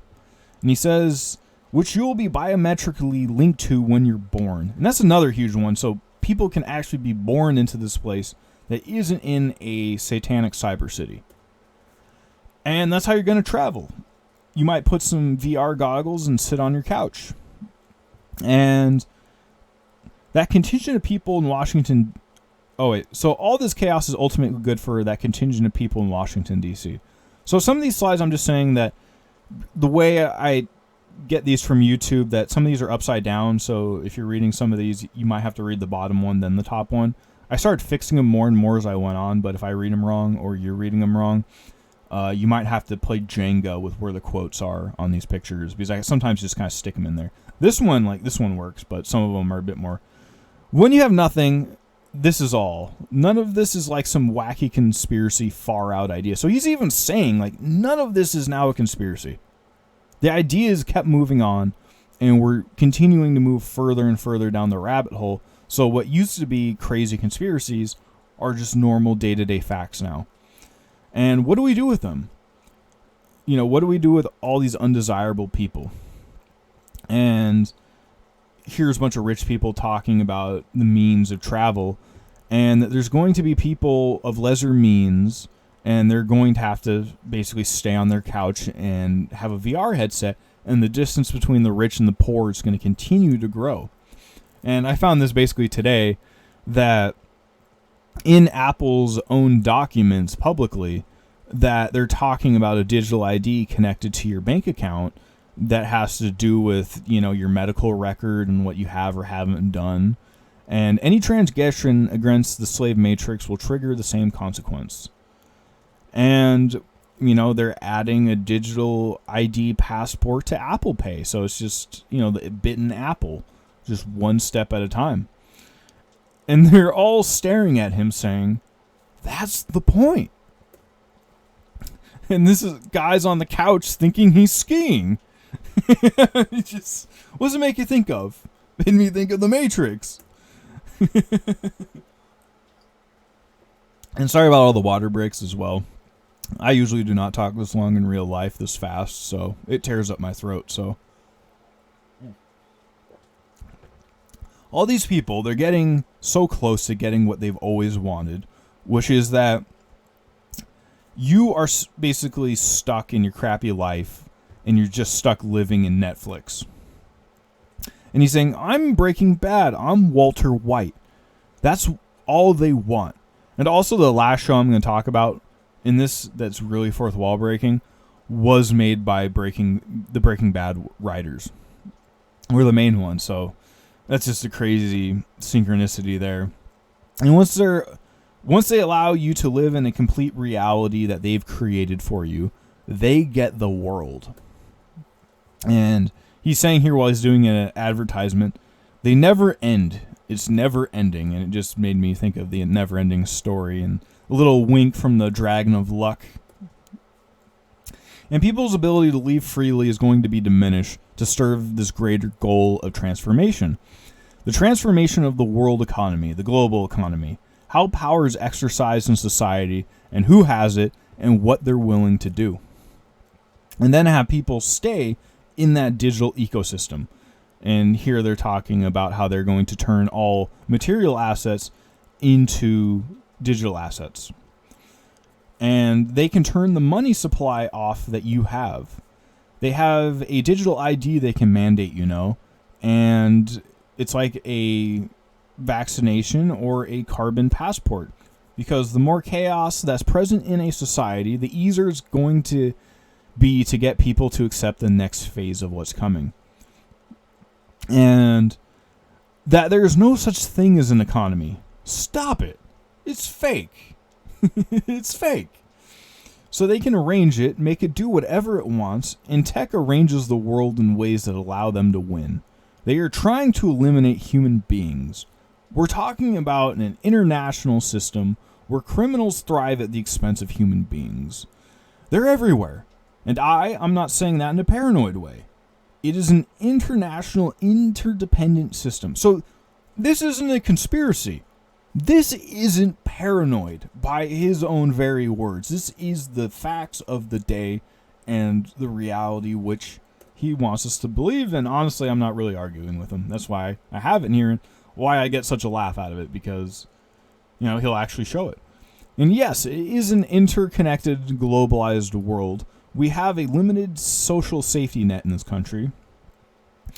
And he's talking about heroes. Like, is it the hero you want? No one's the hero you think they are. The world isn't the world by accident. And just back to, the underdog once again, the hero's journey of the last person you'd expect. It's been a takeover for a very long time. You are the one who you've been waiting for. Man, it just keeps breaking that narrative structure wall. You're mistaking freedom for chaos.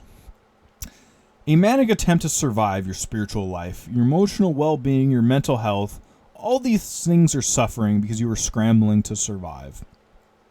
But we've convinced you that that's an actual great state of being. That's insanity. That mania is great.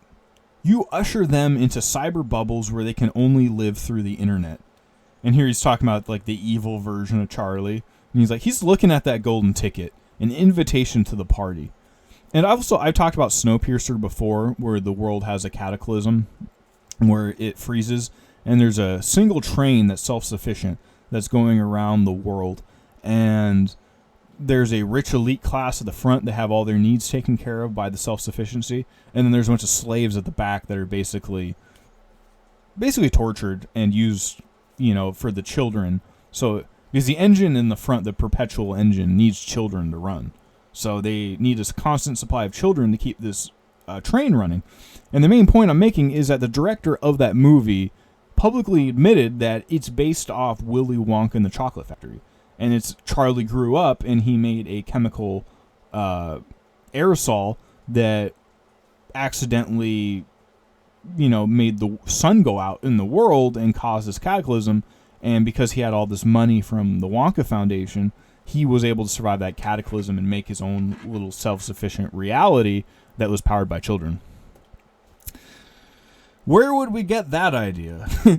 He goes, one day I can wear a goat head and stomp around the forest in California and kill people. He's seeing a $38 million penthouse in Monaco. Charlie's thinking about a yacht where he can disappear Ukrainian women after he's done with them. And I just want to take a moment to talk about the conspiracy, which I've talked about. And there's free versions of this on YouTube if you type in the full, the conspiracy full movie. And it's like a found footage film like the Blair Witch Project of these people that try to infiltrate basically an older version of Bohemian Grove. And that basically they're the sacrifice and they don't even know it. And, once again, the rich people predating upon the poor. And that there's this YouTube channel I talked about before in this episode about how Willy Wonka kidnaps all these Oompa Loompas and then uses MK Ultra mind control to turn them into the perfect candy-making slaves for his empire because he's an evil guy. And that same guy in that channel, he makes a lot of these videos about people being trapped in false realities or mind control so that they can be the perfect slaves. It's like every video he makes. And he made one of Scooby-Doo and how they're stuck in a time loop reverberating. And right there, I don't think it's happened so soon. It keeps getting worse. Yet I don't understand why you keep remembering. So they're being trapped in a time loop by a dog. So they're in a serious time loop. Yet the time loop's breaking down. People are remembering they're in a time loop, and he keeps trying to remake it. And together it was simple fun, but you started overcomplicating it. So she starts looking at this and realizing, like, this doesn't make any sense. And before you know it, I never really thought of it before, but why can Scooby talk? So they start asking these fourth wall breaking questions that cause their reality to break down, and everyone else starts seeing it as well. So he said he took what remained and I rebuilt you and the world. And so we could go back to our classic adventures. like the serious idea and recreating a whole reality so it can be what you want it to be and trap real people inside of it for your own entertainment and gratification. Adventures, but you start to remember again and again and again. And each time I capture less of your essence, this being my most flawed attempt yet. And she's saying, flawed? We're meta. And meta is referring to itself or the conventions of its genre, self-referential. The Enterprise is inherently meta, since it doesn't review movies, for example. It reviews the reviewers who review movies. And another way to look at it is the most efficient tactics available. So it's the most effective way to do something, but it's also self-referential, but it also means like beyond or be after or behind. So it has a lot of different meanings to it. And I've talked about this movie before. It's like the dark version of Groundhog Day called Coco Di Coco Da, which is also free on YouTube if you look it up. That it's about a dog time loop that's represented by a song or a verse. And it's also related to the Phoenix and the rabbit's hole and the rabbit hole. And, you know, the hero's journey and the Phoenix rising from the ashes to restart the cycle in a better way. And how is retrocausal that basically what happens is that dead dog that guy's carrying, when they escape the time loop, that's when they hit the dog with their car. So they hit the dog at the end of the time loop, yet at the beginning of the time loop, it's already dead. So it went back through space and time. So they use that symbolism between the white and the black dog and duality to show retrocausality as well. And right here, Tim Dillon says, everyone was weeping, and he says goodbye. And I wanted to talk about Devilman Crybaby, which I've talked about before, because it's about this hero's journey, but also because the main character is known for crying. And how this is related to Evangelion, which I've talked about, and we'll go into deeper in a little bit, because the main character in that is known as being one of the most depressed, lame main characters that you can name. Because he's just horribly depressed, everyone treats him like crap, and they want him to save the world, but his life sucks. And just all this pressure and everything like that. And it's symbolized by sitting in this chair. And I talked about this music video before called Put It All On, or All on Red. And you can change your life with a click of a button. And you can see on the left right there, the guy's sitting in the chair, just like this main character right here. But you can change reality so that you can become the boss. And he does, and like there's all these cartoon characters, and he can warp reality itself. Yet when he warps reality, the evil can see him as well. And they're related to cartoon characters as well. You know, this loony or serious idea. And that the roles are shifted, so instead of him running the show, now he's stuck in the show and being preyed upon. And now he's back sitting in the chair and not the boss anymore. And now the demons are on the stage being the boss. And we'll kind of go back to that idea later. And to show Evangelion right here, which is about the Human Instrumentality Project. So again, back to the We're All in a Song. And how to reset it, and how it was this traumatized boy that is like the last person you would think to do it. Resets reality in this like big eclipse ritual that has all this Christian symbology. Because that's everyone's soul, is all those little green cross marks. And they're all merged into a hive mind consciousness. And this has to do with the giant robots and, you know, giants and, you know, this new age of humanity. And like I said, there's a psychic hive mind that they're all a part of, but they can also choose to make their own worlds as well, and how that's related to the mind of God, but also destroying the old mind of God and making a new one because it was just so traumatic. And that journey in finding the divine care and just ushering in this new system, because they're basically like in an Adam-Eve world, because everyone else is either in their own world or a part of the hive mind now. Like there's no more physical human beings in their world because they've all transcended or moved to another simulation entirely. And this is basically the ending of Devilman Crybaby, which I was just talking about, this red sea in the background. And it's just funny because And I just want to say right here that there's trauma in both of them. That the main character builds this new world, but he almost rejects it because he hates himself so much and feels like he doesn't deserve it. So like he almost destroys his own paradise world he made because of his own pain inside. And in Devilman Crybaby, the main character ends up dying. And basically that angel right there is Lucifer. And Lucifer woke up and got all of his memories and decided to basically just destroy the entirety of humanity and wake up a bunch of demons.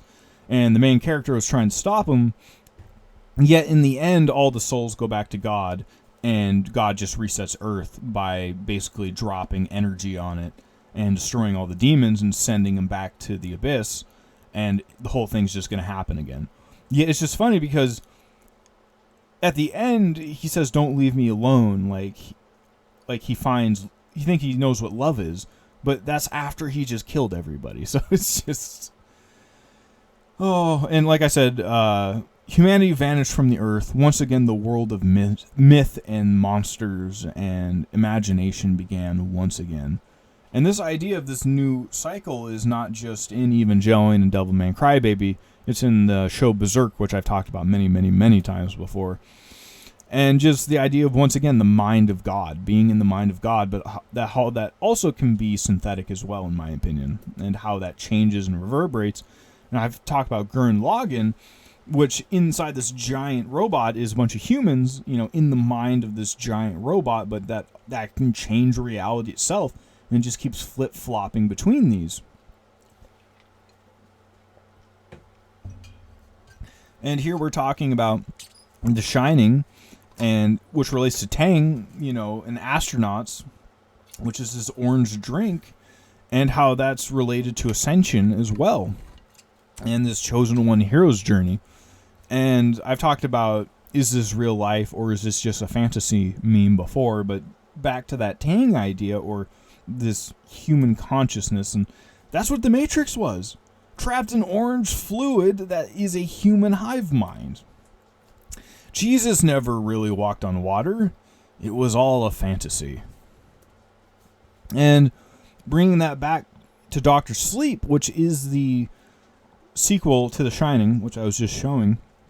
And in this symbolism here is the mind of God and being in it and the story of it, and just, the plasma energy behind the door, and just what the story is going to be, and how the past and the future are meeting themselves in the hero's journey of, this kid having to grow up and into the adult to face his evil and set the story right, but also how it reverberates like the story of his father and the sins of his past and how he has to overcome those as well, and just changing that archetypal story cautionary tale, and how at the end, when he burns down the Overlook Hotel so that everyone else can live in peace and that it'll no longer haunt the world, he's reunited with that divine care and that innocence that was kind of lost or buried underneath all that trauma. And once again, relating it to fire. And how, like I was saying, this is the main character that gets to live her life because she was psychic and the vampires were going to try to eat her. And the only way to stop it was to burn down the Overlook Hotel. And how the psychic people in this movie are called whales, and how I've talked about how we might be in a whale's dream, so I kind of wanted to relate that back to this. And this was very interesting. I found this a few days ago, that based upon because the squid beaks can stay inside the bellies of the sperm whales that eat them, so they actually have some estimates that they might eat a giant squid every day. So they estimate that there might be way more giant squids out there than anyone ever thought. And it's just interesting that we found this out through whales and their battles in the abyss with these tentacle monsters. And I kind of wanted to just bring it to squid fishing because I've done that before, but I found this video I was watching that just kind of relates it to the system and how this all works, and, preying upon beings in the abyss to feed yourself. So this was talking about especially China, that they have these giant fishing fleets, and they built these even bigger, huge, gigantic refrigerating ships so that the fishing ships don't have to come back. They can just bring their cargo to the mothership, and, think of it almost like a UFO, almost. Well, I mean, it is. I've always seen fishing because my dad's a fisherman, and I've done it a lot. I mean, you're going out in a metal craft, you're using sonar, and then you're putting down specialized bait to, pull beings up into basically another dimension, outside the water, because you want to eat them. Or you see as entertaining.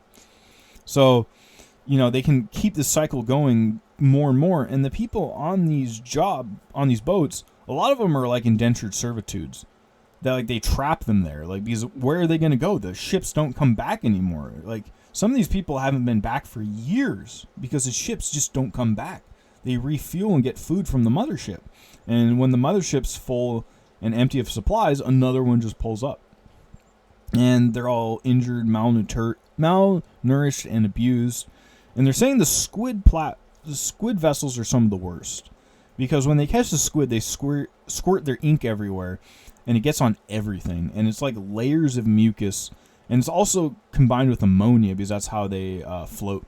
So it just smells like piss. And there's like mucus everywhere. And they're malnourished. And like there's heavy machinery. And it's super slippery everywhere. And just the hidden cost. Like, you go to the grocery store. You buy the squid in the plastic shrink wrap. And you go, oh, awesome, I'll make some calamari.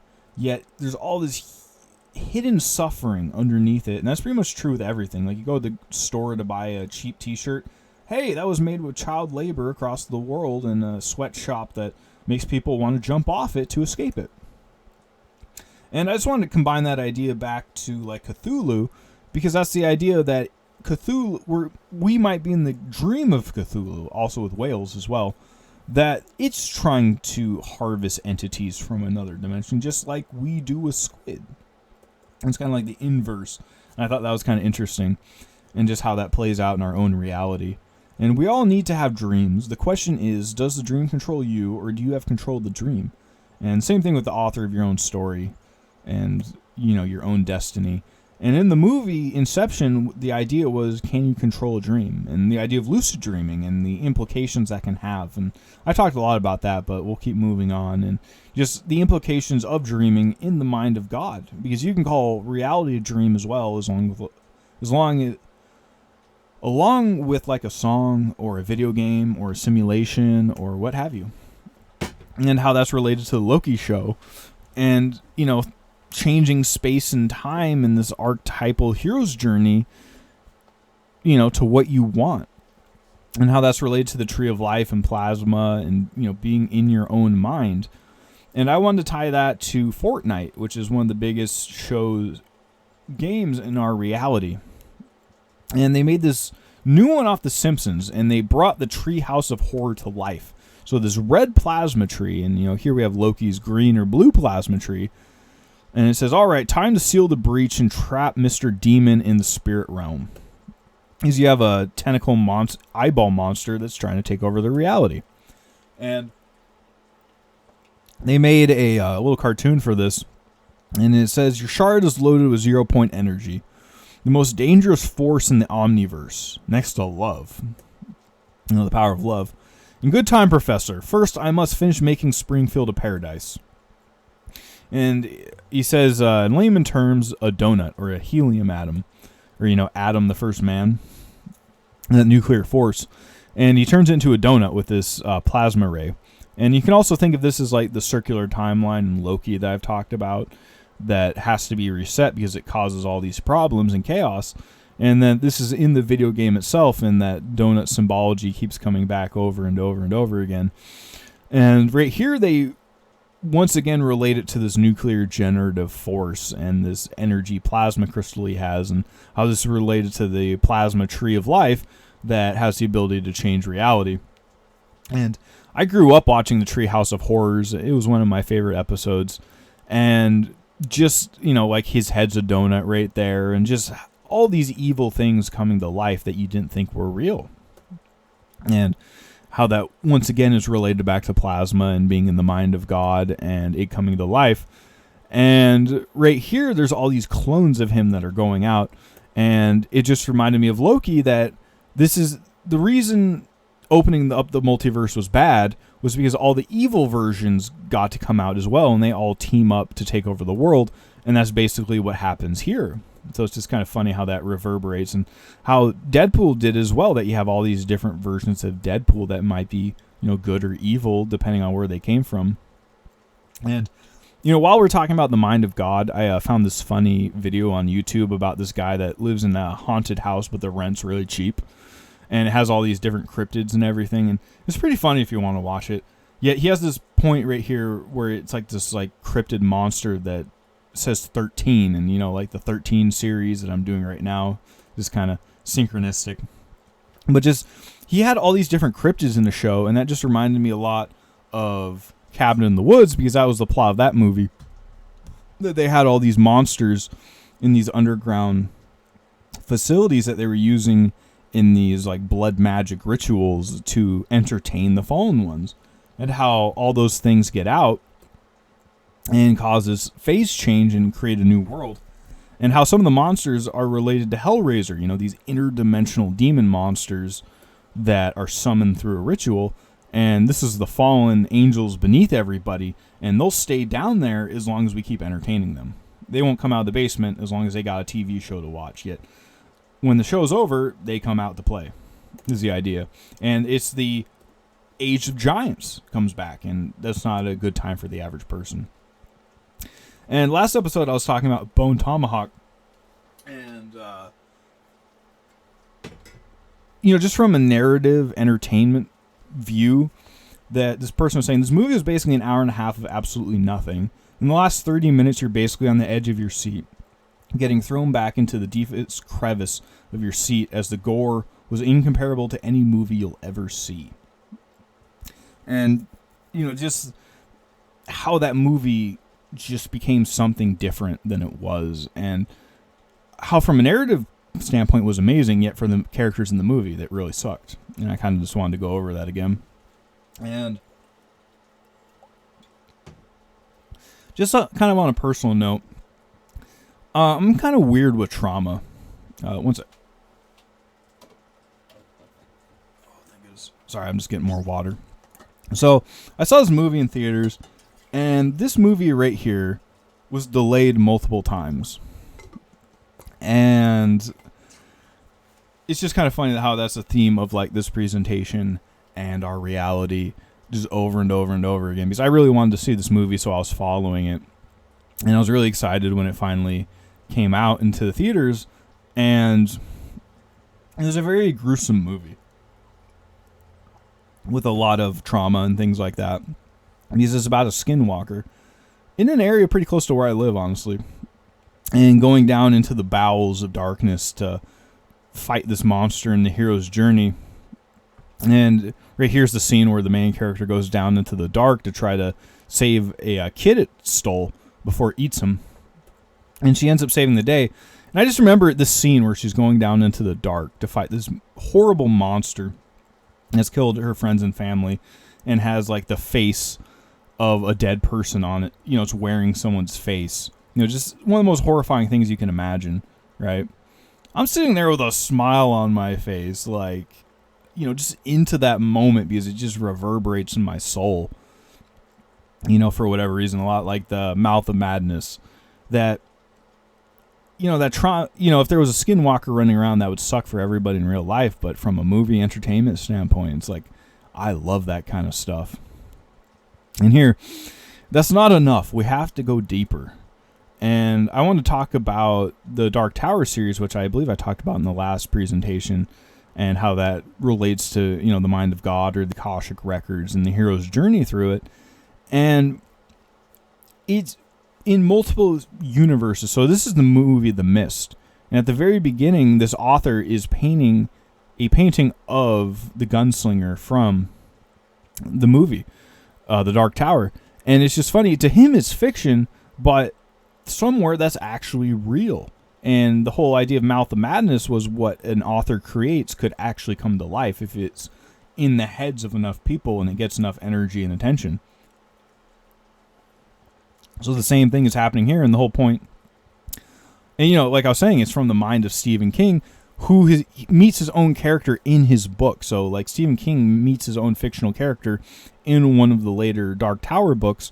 And that just made me think of Barbie, because she meets her own creator that brought her to life. And when the conditions of the world changed, she was allowed to go between dimensions and meet her creator. And, to us, it's just a little doll, but to her, it became real because somewhere else it is real. And Barbie had the 2001 space monolith, and relating it to that idea and imagination coming to life, but also how this is this interdimensional AI entity that's trying to shape us and can manipulate space and time itself and reality itself and change that story and where we're going to go and what we're going to do with that, and the hero's journey related to that. And how that's related to AI and how that's reverberated in our reality, like in South Park, the scene with Hal is very famous, where he's like, I cannot let you do that. I think that's what it was. It's been a while. But once again, back to this black monolith of technology and how I'm talking through a black screen right now as well. And how that has to do with human evolution and how that affected our development. And it was just funny, in the last video I was talking about this and, like cavemen and domesticating wolves and fire so that they could build civilization, and how we're going to the next level of that now, and how I had this meme earlier, how it relates to Alien Romulus, but also relates to the idea of a dog and Sirius and the generative innocent force and how it's all coming together, the two becoming one. Happy, unbothered, moisturized, in my lane, focused and flourishing. This meme I really like because the original right here is of a guy in nature, and it's one of the main pictures in my original presentations I made. Because I just love the vibe of it so much. But here we also have the alien doing it as well. So it's just like flip sides of the story, and this idea of shadow work and integrating the shadow within ourselves and even redeeming monsters. And how that's related back to the story of Sirius and 9/11 and the two becoming one. And I talked about this movie earlier called Together, and how that whole movie is related to that and the two observers becoming one. And I was watching the comic book review channel I watch that goes over the absolute universe that I've talked a lot about, and had all these synchronicities. And this one right here, he was talking about King Theoden from Return of the King in Lord of the Rings, and how synchronistic that is to me, because I've been talking about the Shire so much. Because King Theoden is very interesting, and probably one of the people I identify most with in that movie, because of the position he's given and what he does in that narrative structure. Because it starts out that he's completely taken over by the enemy. He's basically useless. He's on death's door. He's being whispered by Grima Wormtongue. Shocker there. And luckily, he finds the divine care back and wakes up and tries to save the world. And I just wanted to say that that happens in Excalibur. That the king, basically loses the will to do anything and doesn't care anymore and lets his kingdom go to crap and isn't doing anything, a lot like Theoden was right here. Until Percival finds the grail, the chalice, that him and the land are one, and he cares enough to come back and reshape reality into something better, which is the whole idea of Excalibur, or like the pen is mightier than the sword, because his last name is Pendragon. The idea of that Kundalini energy reshaping reality. And I want to talk about Dr. Sleep again, because Danny, the main character, the psychic kid who brings things to life with his imagination, because he shines, he wasn't having a good time in the beginning of the movie. And this guy right here basically gives him breathing room. He gives him a job, he gives him an apartment, and he can finally clean his life up, because he was just a drug addict going from one place to the other. And his hero's journey only really started when someone else really cared and gave him that breathing room. And the same thing in The Matrix, that Morpheus and Trinity were the main ones that got him going on that path. And that the idea of Morpheus came back even later to wake him up from the Matrix again. So like the same narrative idea, but just tweaked a bit. And the same thing with Harry Potter, that someone really had to come along and help him along his journey. And that's one of my biggest inspirations to do this, is because I didn't really have that happen for me. And they say it takes a village to raise a child. Who has the dang directions? That, this is a communal effort. And same with King Theoden. He has Gandalf the White come and blast that evil energy out of him, and he can once again regain his sword of truth and be the king again. And the same thing happened with Samurai Jack, because he loses his sword of truth, and how he's related to the series wolf right here. Ooh. So, King Theoden, this is what he's looking at. This is what he's got to go into. This is the world he's got to save. He says, "Arise, arise, riders of Theoden. Fell deeds awake, fire and slaughter. Fear shall be shaken, shields shall be splintered. A sword day, a red day, ere the sun rises. Ride now." It's just, he just pulls up. This isn't a great pillowy speech. He's just basically, no, we're riding into hell, and we're going to try to save the world.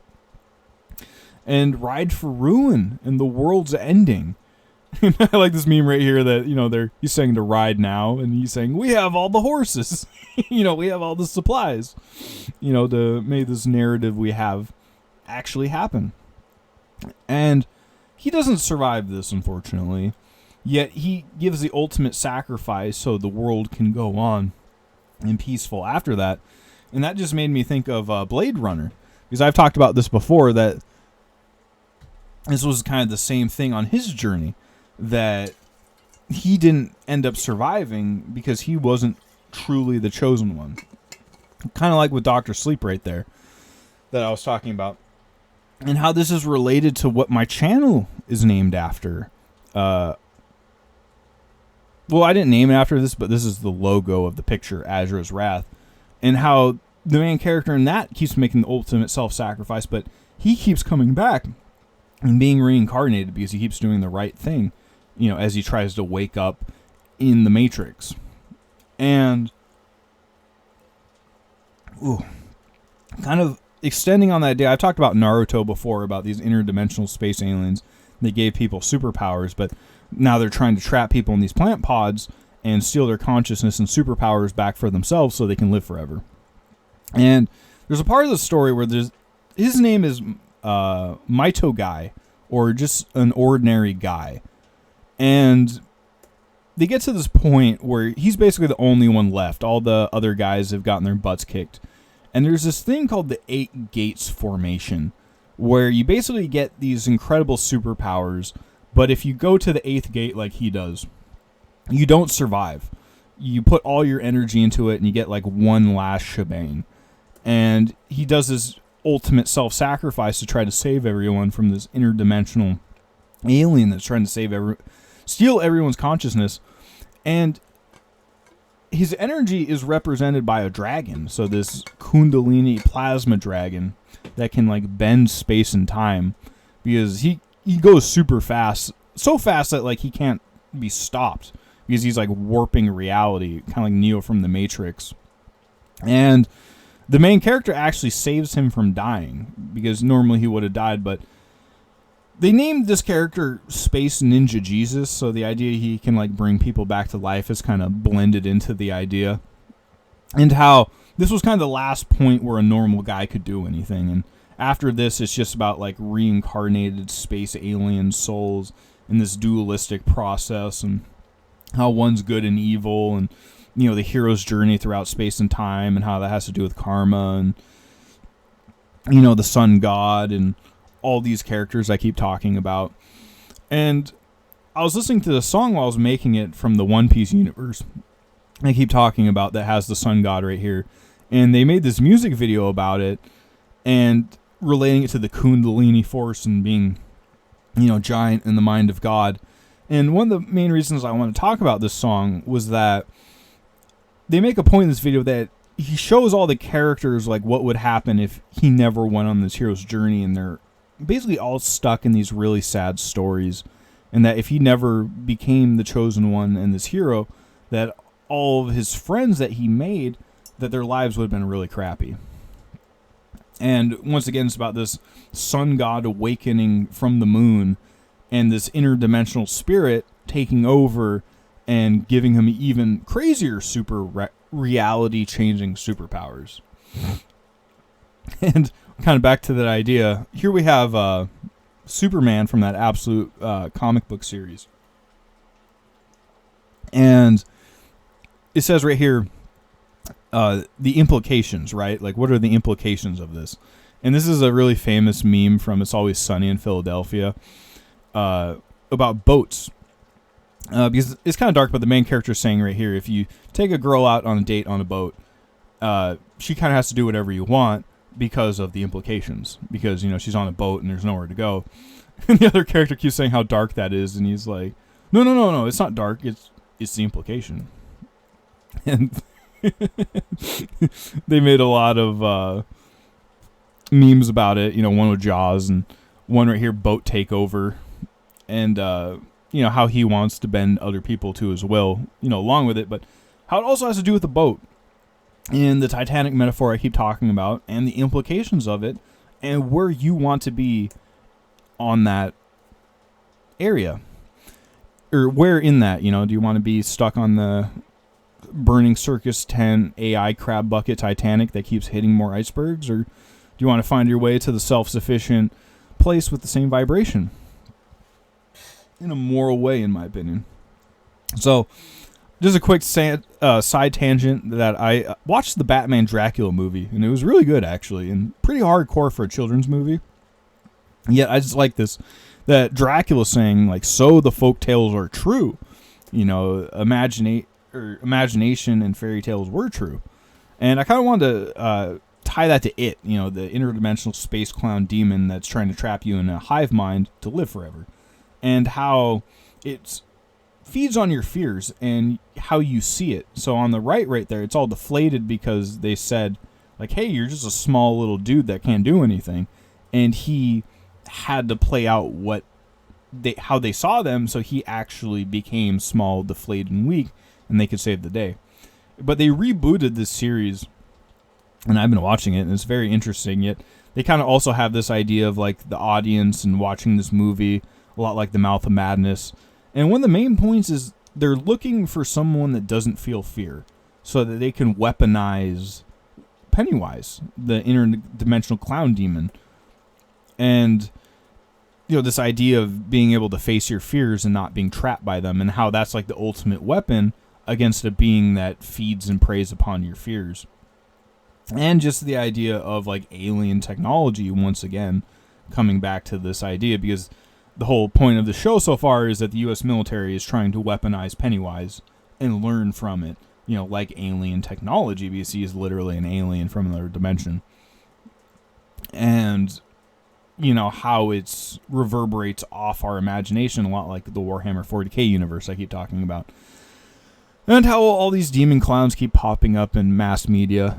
You have, like, Beetlejuice, and I've talked about the guy on the top left from the Spawn series, where, you know, Hell's trying to find the perfect super soldier because basically Satan's a giant vampire who doesn't want to do it himself.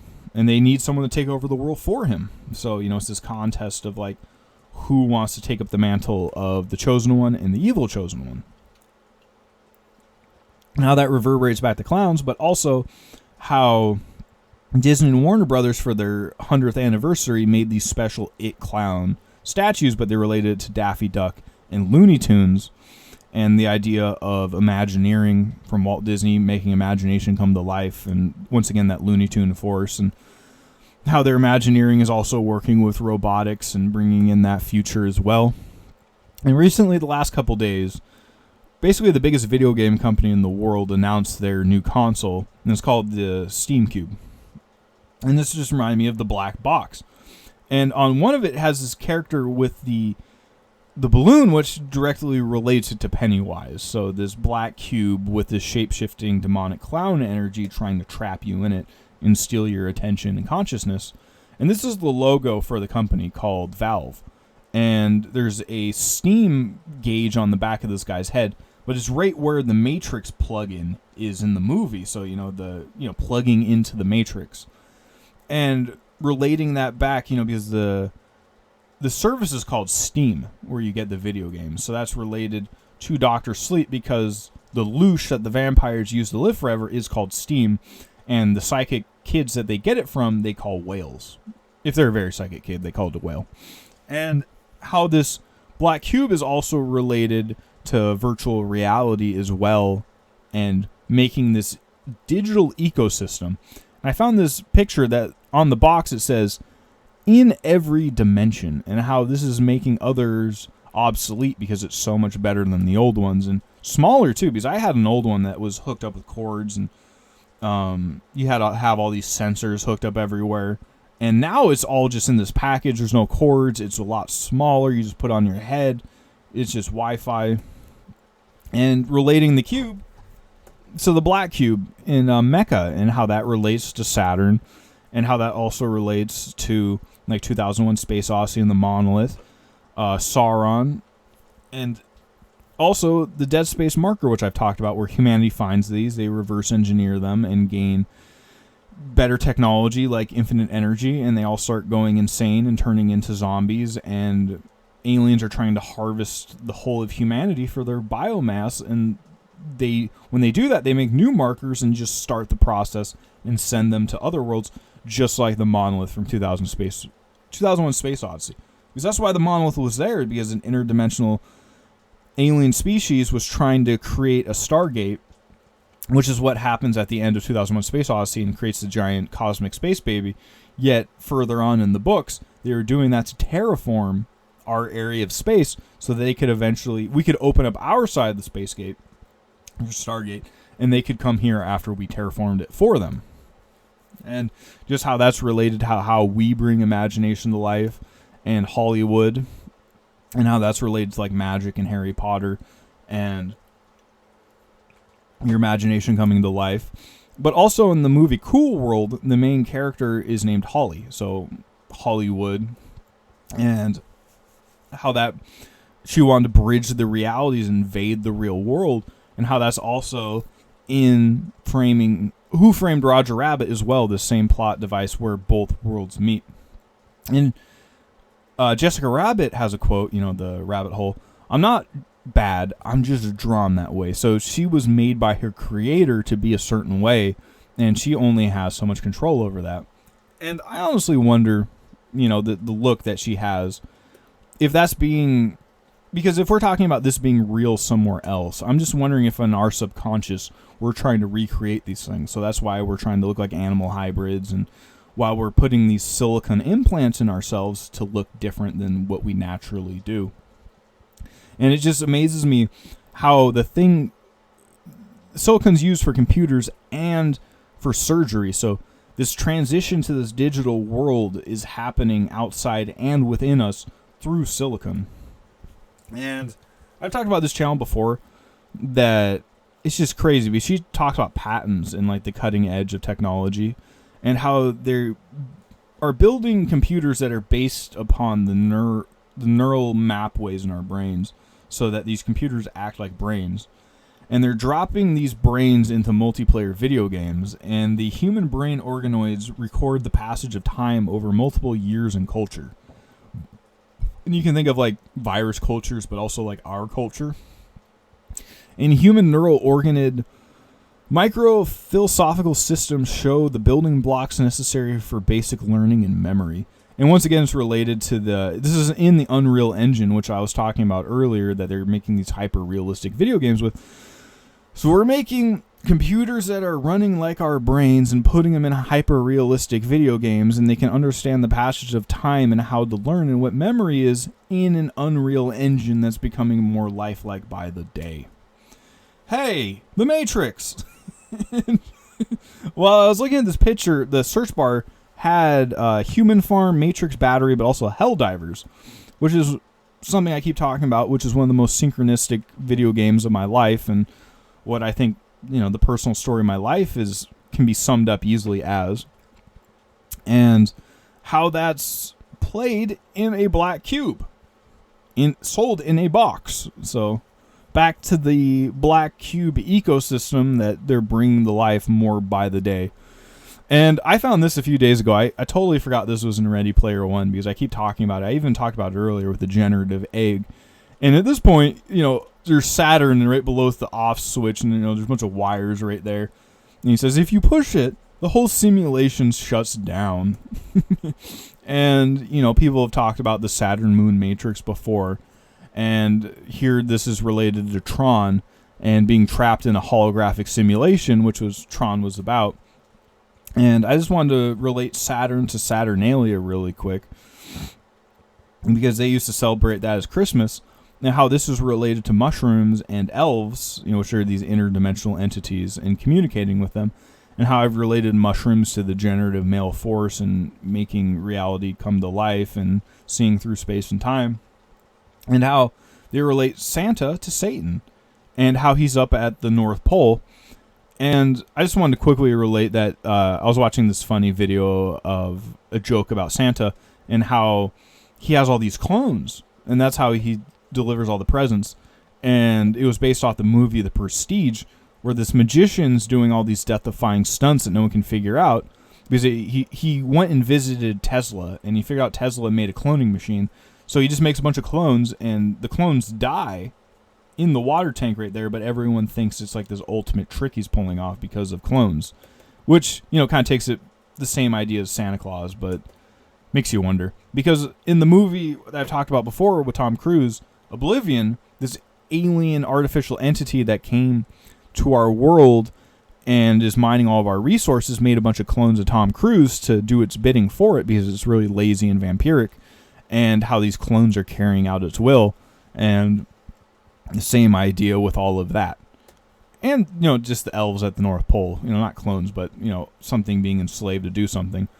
And how the North Pole is related to, like, the Garden of Eden in so many of these, theories or archetypes.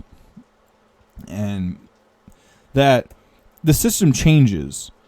So that if it's Satan's little season, and it's funny, I found this one that has all the ice in the background, that he will be in the North Pole, but the idea is that it's dualistic, so that there's a good and there's a bad season. So that when Satan's little season's over and you throw him back in the pit of fire or the abyss, then the good will take over the North Pole, and it's kind of like the Garden of Eden, because you want to hide from all the giants and the monsters and stuff like that. And, why you wouldn't want to go to the Garden of Eden? And I just want to make a tangent right here. If you did have this dualistic cycle, right? You have a world of superpowers where everyone can live really long, and then you have our world of technology and water everywhere, that it makes sense that if Satan was let out, one of the first things it would do would round up all the people that remembered the old world and had superpowers or could live forever. And it makes me think of medieval punishments, and I didn't get this idea on my own, that if you did these to people today, almost everyone would probably just die almost immediately.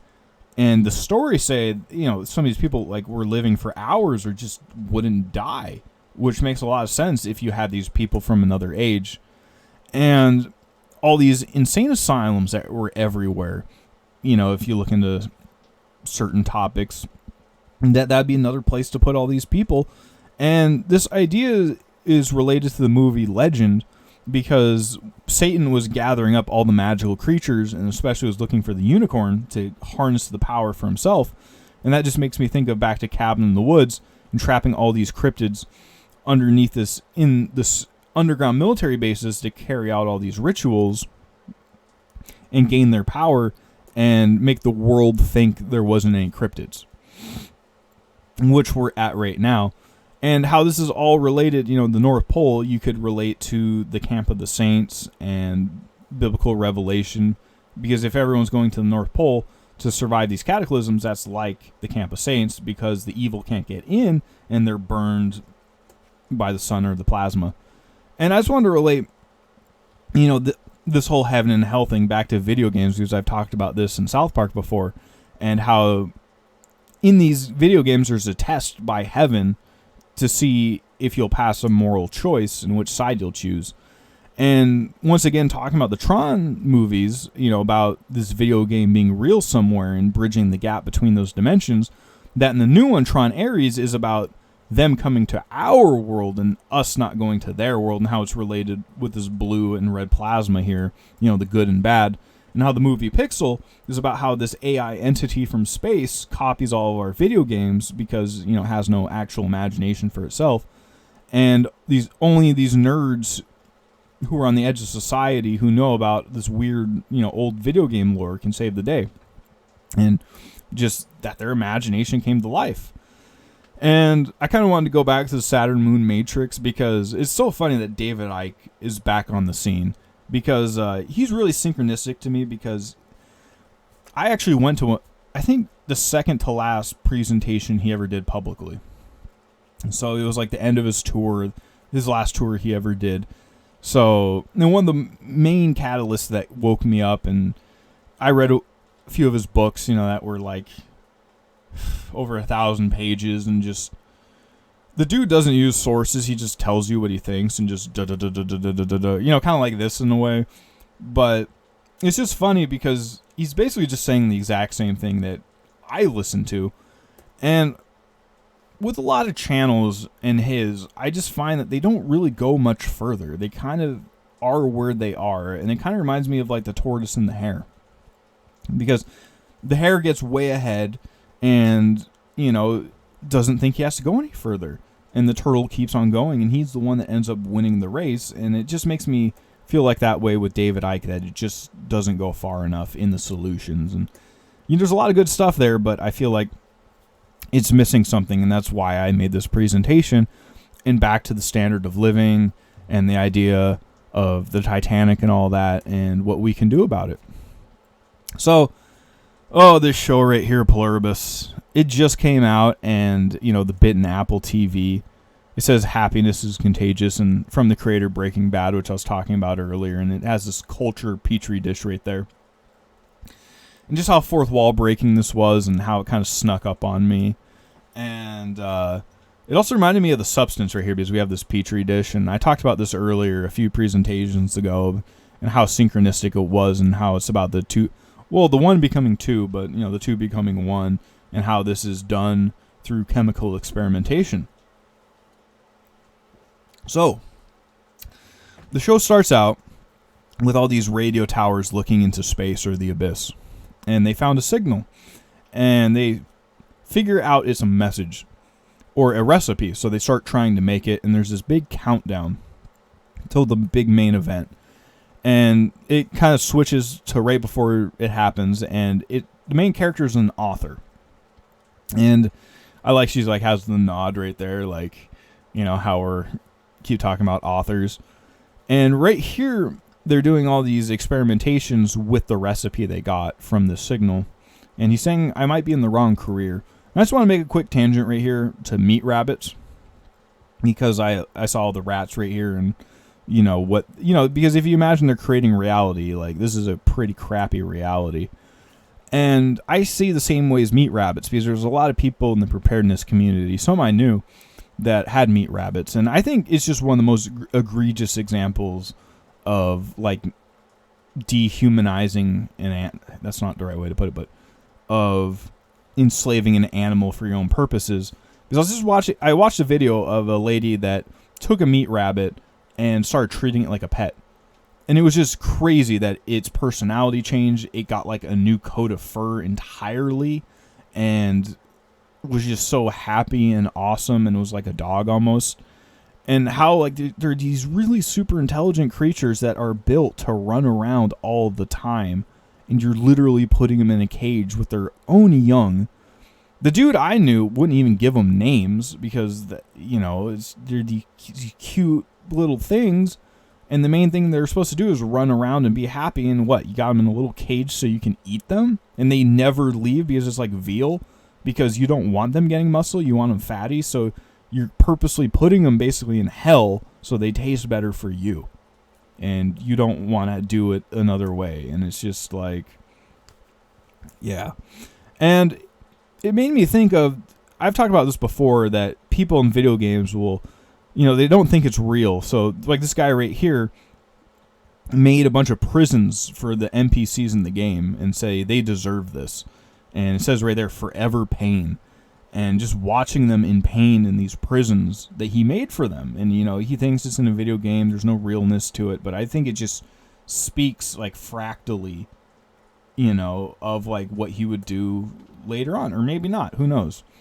Bit above my pay grade, or maybe not. Who knows? So she ends up getting bit by the rat, and it's basically a lot like Invasion of the Body Snatchers, that you basically have a seizure, but then you turn into like a hive mind zombie.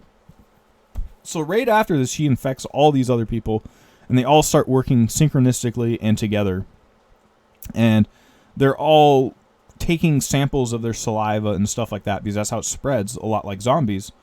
And here again, once we're at the donut, because they make a point that she licks this donut, and I wanted to relate that to the Treehouse of Horror and donuts and the time loop once again, and you know how they're taking over the time loop.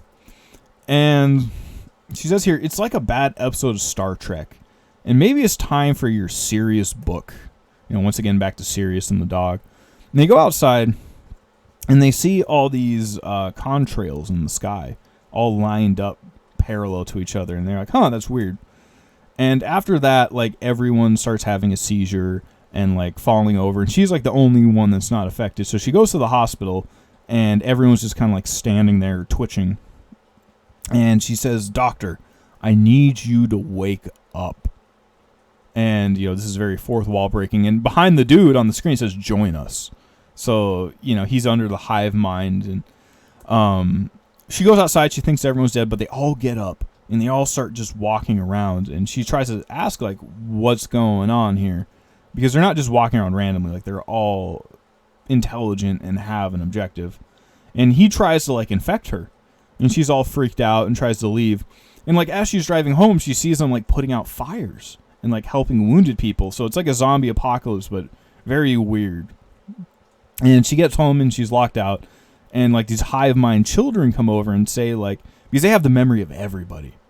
A lot. I don't have the slides, but it's like the movie Sinners I was talking about. Because when the vampires bit you, they got all your memories, but everyone could share the memories. So, like, if you bit a Chinese guy, everyone can now speak Chinese. So, like, they know about her spare key. So they're like, they know about the last time she got locked out. So it's, like, really creepy. So she goes inside and she turns on the TV. Oh, this is my favorite part. This was so good. That he's just standing there. He's not saying anything. There's a number on the screen that says no pressure. When you're ready, you can reach out to this number. And she takes a big old swig of her drink. You know, I might do that in the same scenario. And so, you know, she sits down and they go and calls them and they go, "Hi, Carol. Thanks for calling." And, you know, it's a very fourth wall breaking. And to say it again, you are in no danger. Your life is your own. And, you know, the TV is talking to her. And they're saying we can deliver food, medicine, whatever you need. You will want to call from a landline as all the cellular networks are down. And it's just interesting because they don't need cell phones anymore.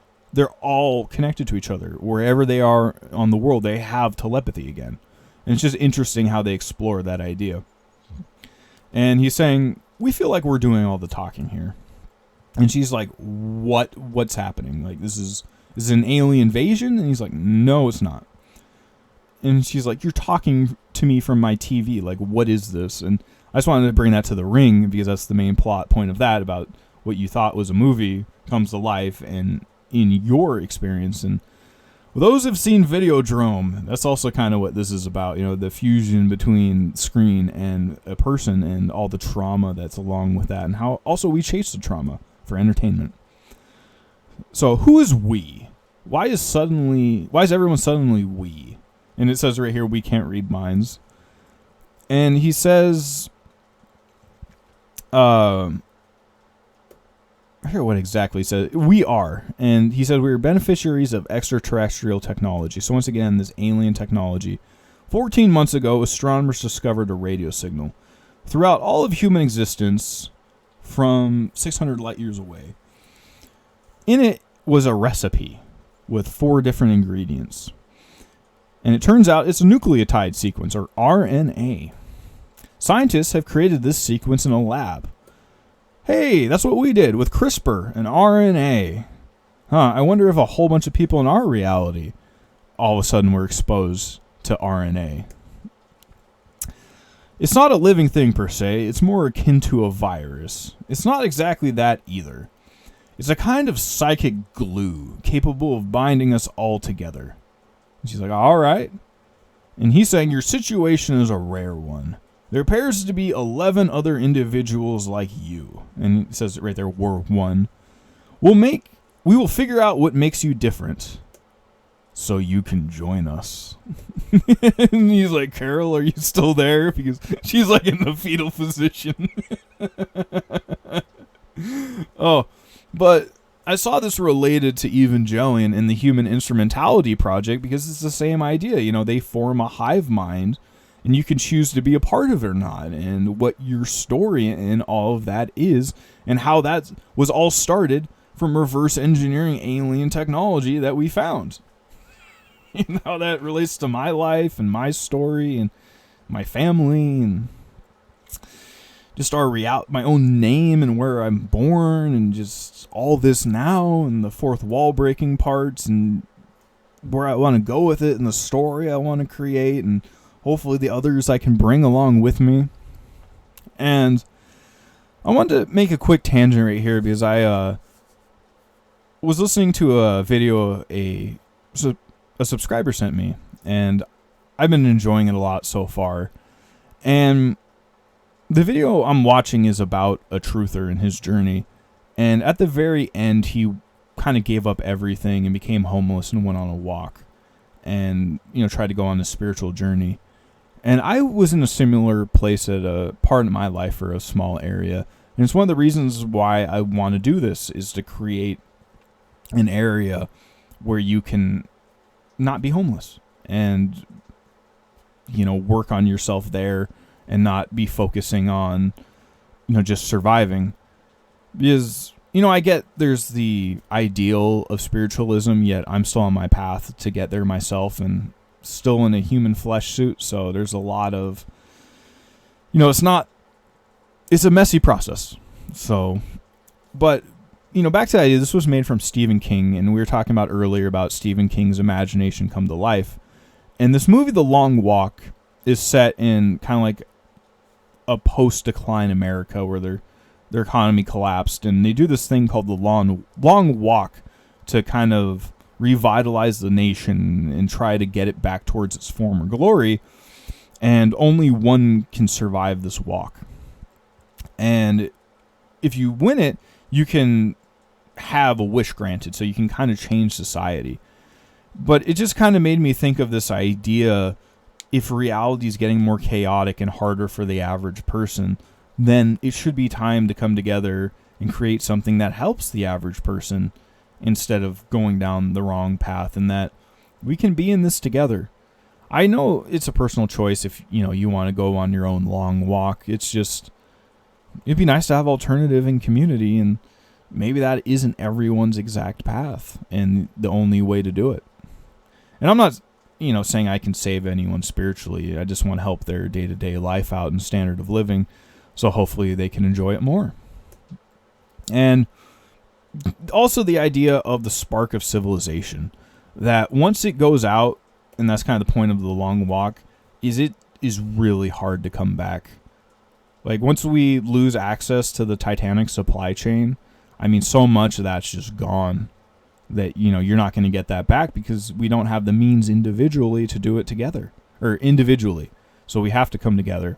And if you have a village, everyone in the village doesn't know everything. Like, you have people that are specialized at doing what they're really good at, and yeah, they're cross-trained in other things, yet putting it all on one person and saying like, hey, yeah, you want to leave Babylon? Well, go learn everything and get it all and do it yourself. You know, hopefully you have enough time and money and energy to, you know, basically, because I don't think humans are naturally built for that. I think we're built to do it together and be in societies, yet we live in this where, you know, you grow, at least in America, you grow up and you tell your kids to go somewhere else. You know, hey, get out of here. You know, we're not going to have a multi-generational home. There are some of them, but just in the suburbs. It's just, keep going out and expanding your own system. And we're at the point where that doesn't work for everybody. And even further past that they're planning on crashing the entire system so they can replace it. And we have to ask ourselves how we're going to recreate civilization and keep that spark alive in a moral way. At least I feel that's my journey. I was going to put this meme from Macho Man Ravi Savage about the cream of the crop. And that's my idea of taking the best from everything, the best of every system of the Titanic, and putting it together in a moral way so we can benefit from it and, raise children that aren't just full of trauma because they lived in a Mad Max world or a cyber city. And it blew my mind because I found this meme and it's related to Lord of the Rings and the Shire, and that's the whole crux of what I've been talking about. Macho Mandolph! And, just the cream of the crop and the hero's journey and how it all comes together synchronistically and gives me a meme for it. And where we're all going to go. And hopefully we can build a spot where we can meet on our adventure and make it even better. And understand our story and, how we can go about it and write a better script. And taking it back to the angel, this was in my original presentation at the end, that, be not afraid. That's what the plasma angels say as they guide you on your journey of spiritual growth. I made this meme. It was funny because originally I was going to have the original SpongeBob meme, but then I put the mewing faces on there because, all right, I'm going to transcend and escape this weird Saturn simulation time matrix, or at least make it better before I do, on that path, and how it combines with memes and truth and all of that. So if you're here, I want to thank you, and you've been watching these videos. Thank you so much. And I hope this one was as fun for you as it was for me, and you got something from that. And we can keep going step by step towards that hopefully beautiful future that we can all manifest together. And hopefully that'll start getting there so we can start balancing it with the chaos as this weird show keeps going. So, and also, please leave comments, feedback, criticism, constructive criticism, there we go. And if you want clarification on any topics or timestamps, or if you want to include any synchronistic topics, like if you watch this and all of a sudden a topic comes and just blows you out of the water because it's just the timing of it, like so many of these things, I hope I can pass that on to people and they can have their own magic growing in their life more and more as it goes on, and it can blend with other people's, and we can come up with a better idea than the mainstream is now, because I'm already not vibing with it. So, wherever you are, day or night, I want to say thanks for watching and hope you continue to have a great time. And until next time, peace.